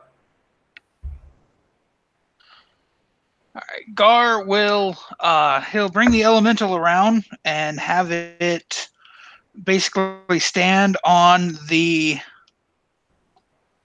To make sure it doesn't get too close to Mir. On one of the abominations. Okay. So Gar has to use his action to use the elemental? No, it acts independently, but he has to command it. Okay. So, like, yeah. Got it. So the elemental that just moved is on fire and takes a D10. And then the elemental will attack it. It takes 3 initial fire damage and is on fire. It makes its 2 attacks. 16 and 23. 16 misses, 23 hits. All right, and that is 2d6 plus 3. Ooh, that's good. 13 fire damage to that one. Okay, he is very bloodied. This abomination's on the verge. All right. And then Gar is going to get within attack range, flying down from where he was kind of up in the air. And he's going to use a key point to use Flurry of Blows. All right, so first attack is against that weakened one. So 22. It's AC 18, guys. That's 17, I mean. AC 17. 11 bludgeoning. Still barely standing. Second attack. That's like a 21. That'll kill him, no matter how much damage you do. He's on the verge. All right. So 12 damage. Okay. And then he's going to move over and attack the other one with his last 2 attacks, unarmed.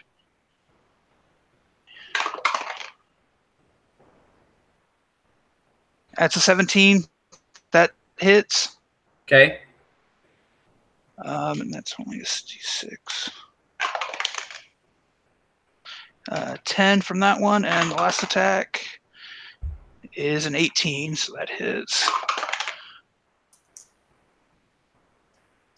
8 damage, and that Yonti can't take reactions this turn as part of my open hand technique. That's helpful. That's pretty good. So, okay.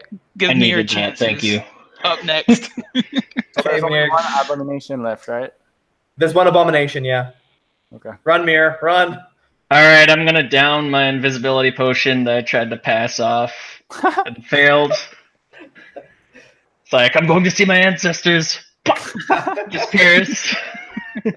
And she's gonna move away from the area that she's at as far as she can, and then basically just try not to get hit.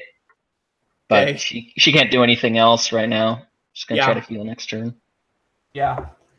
Okay. Well, so you disappear and skedaddle on out of there. Yarseth hisses in frustration, just pure anger.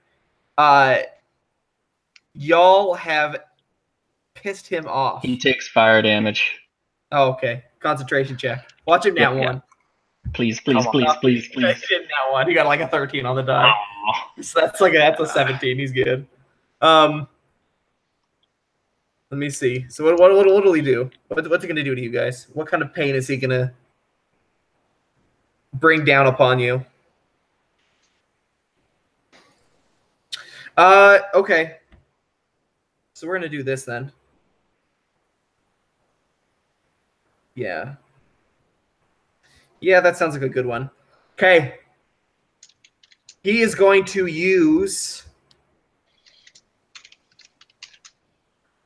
Ooh. Actually, that might be better. He's going to reach into the inside of his coat. This is ironic. And pull out a potion. Oh, fuck. And he's going to down it and transform into a Bahir. Oh, you must be fucking kidding me, man. You guys gave him potions of polymorph. But Polymorph only We can made him transform beds. into We beasts. gotta sleep in them. Polymorph can only transform into beasts. yeah, it's not, only beasts. Wait, is it really only beasts? Yeah, it I've been is, playing it is. completely wrong then. I thought it was any monster of the same No, challenge that's rating. true polymorph. That's true polymorph. Oh my gosh, I've let my players at home get away with so much crap. Okay, well then that doesn't work then. I guess he will instead cast Chain Lightning and run away.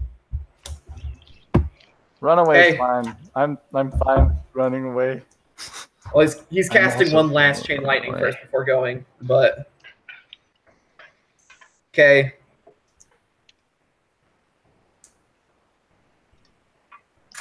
Oh my gosh. Is it bad? Oh my gosh. Oh, that spell hits like a truck. Holy crap. Okay, Gar, I'm gonna need a dex. I'm gonna need a dex save from you, Bjorn, first. I got 20, I think. 20, yeah. Okay, so just succeeds, you'll take half damage.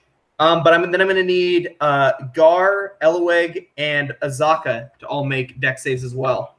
Wait, Elwick is like at least 60 feet away from everyone. Well, there's no way because they'd be up against the wall. I say that he will move 30 feet first round, and the second one he move 30 feet more to wherever the exit will be, but he will stay away from the caster, so because he does not want to get attacked by Okay. range spells. Whatever. For the sake of time, we'll just ignore it, I guess. Go ahead. So Bjorn, you succeed. Gar, dex save, and Gar got Azaka a 27. Okay, so you're both going to succeed then. Only take half of this. That's really lucky because it's like a truck. It's 10d8 damage. Oh, shit. 13, 15, 23, 27, 20, 34, 40, 47, 51, 59, 63. Okay, so 63 points, so 31 if you succeed on your dex save. Okay. And he will then turn and dive down into the pit, flying away.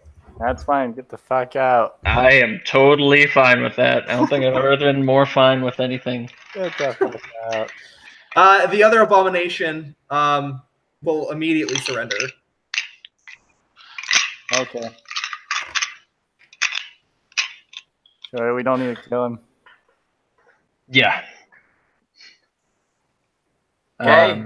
Guys, we got out alive. That's pretty good. Well, Where is for the now, I exit? guess. the meta pigeon shows up. It's just like, oh, it's 1 a.m. Cool. Exactly. Where is the exit? 1 a.m. All right.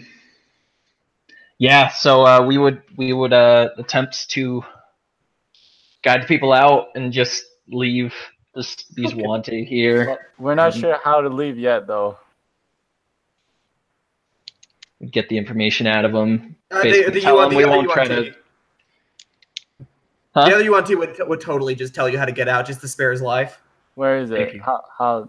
We take the rest of the antiques, please. Yeah, we grab all the relics and shit he left behind. He took all the magic items you traded him. So all the relics you can take, though. What a dick. Because he had them all in his pockets, dude. You guys just traded Okay, him. let's just take the V, guys. Let's get the hell out of here. Essentially, the way to get out, the UNT would lead you through like a bunch of like winding corridors. You would never have found your way out if you didn't have somebody guiding you. Elwick would map everything up. Okay, you can map everything. So he'd get you guys out. And for the sake of time, I'm so sorry. Let's just end it there. It is done. It is done. You guys, man. I We can't. definitely would have died. Wow. The meta pigeon's like, oh, it's 1 a.m. You got very close, Dan, man. Huh? Dan got very close to death. Yeah, 1 hit point, man. If I'd hit you with another disintegration, you don't even get a I would have been dead. Yeah, dead. Like no death saves. Yeah. I like to end with like a cold close, which is like you see a scene that you wouldn't normally get to see, and you're gonna see Yaraseth come out of like a cave, like a hole, like a cave, lightning breath spewing behind him, but the Bahir can't follow. He manages to get out. He's scorched. He's angry. You see him just like his eyes just narrow. He's breathing heavily, and he looks up to the sky and takes off heading towards the center of the island, muttering under his breath how he will exact revenge and gain the aid of Rasmussen in doing so. Oh, fuck. That's bad. that's so bad. All right, guys. That's it for the game. Thanks for playing. I'm just going to end it now just because it is so late. I'm sorry, guys. Again, thanks for playing, and we'll chat a little bit after.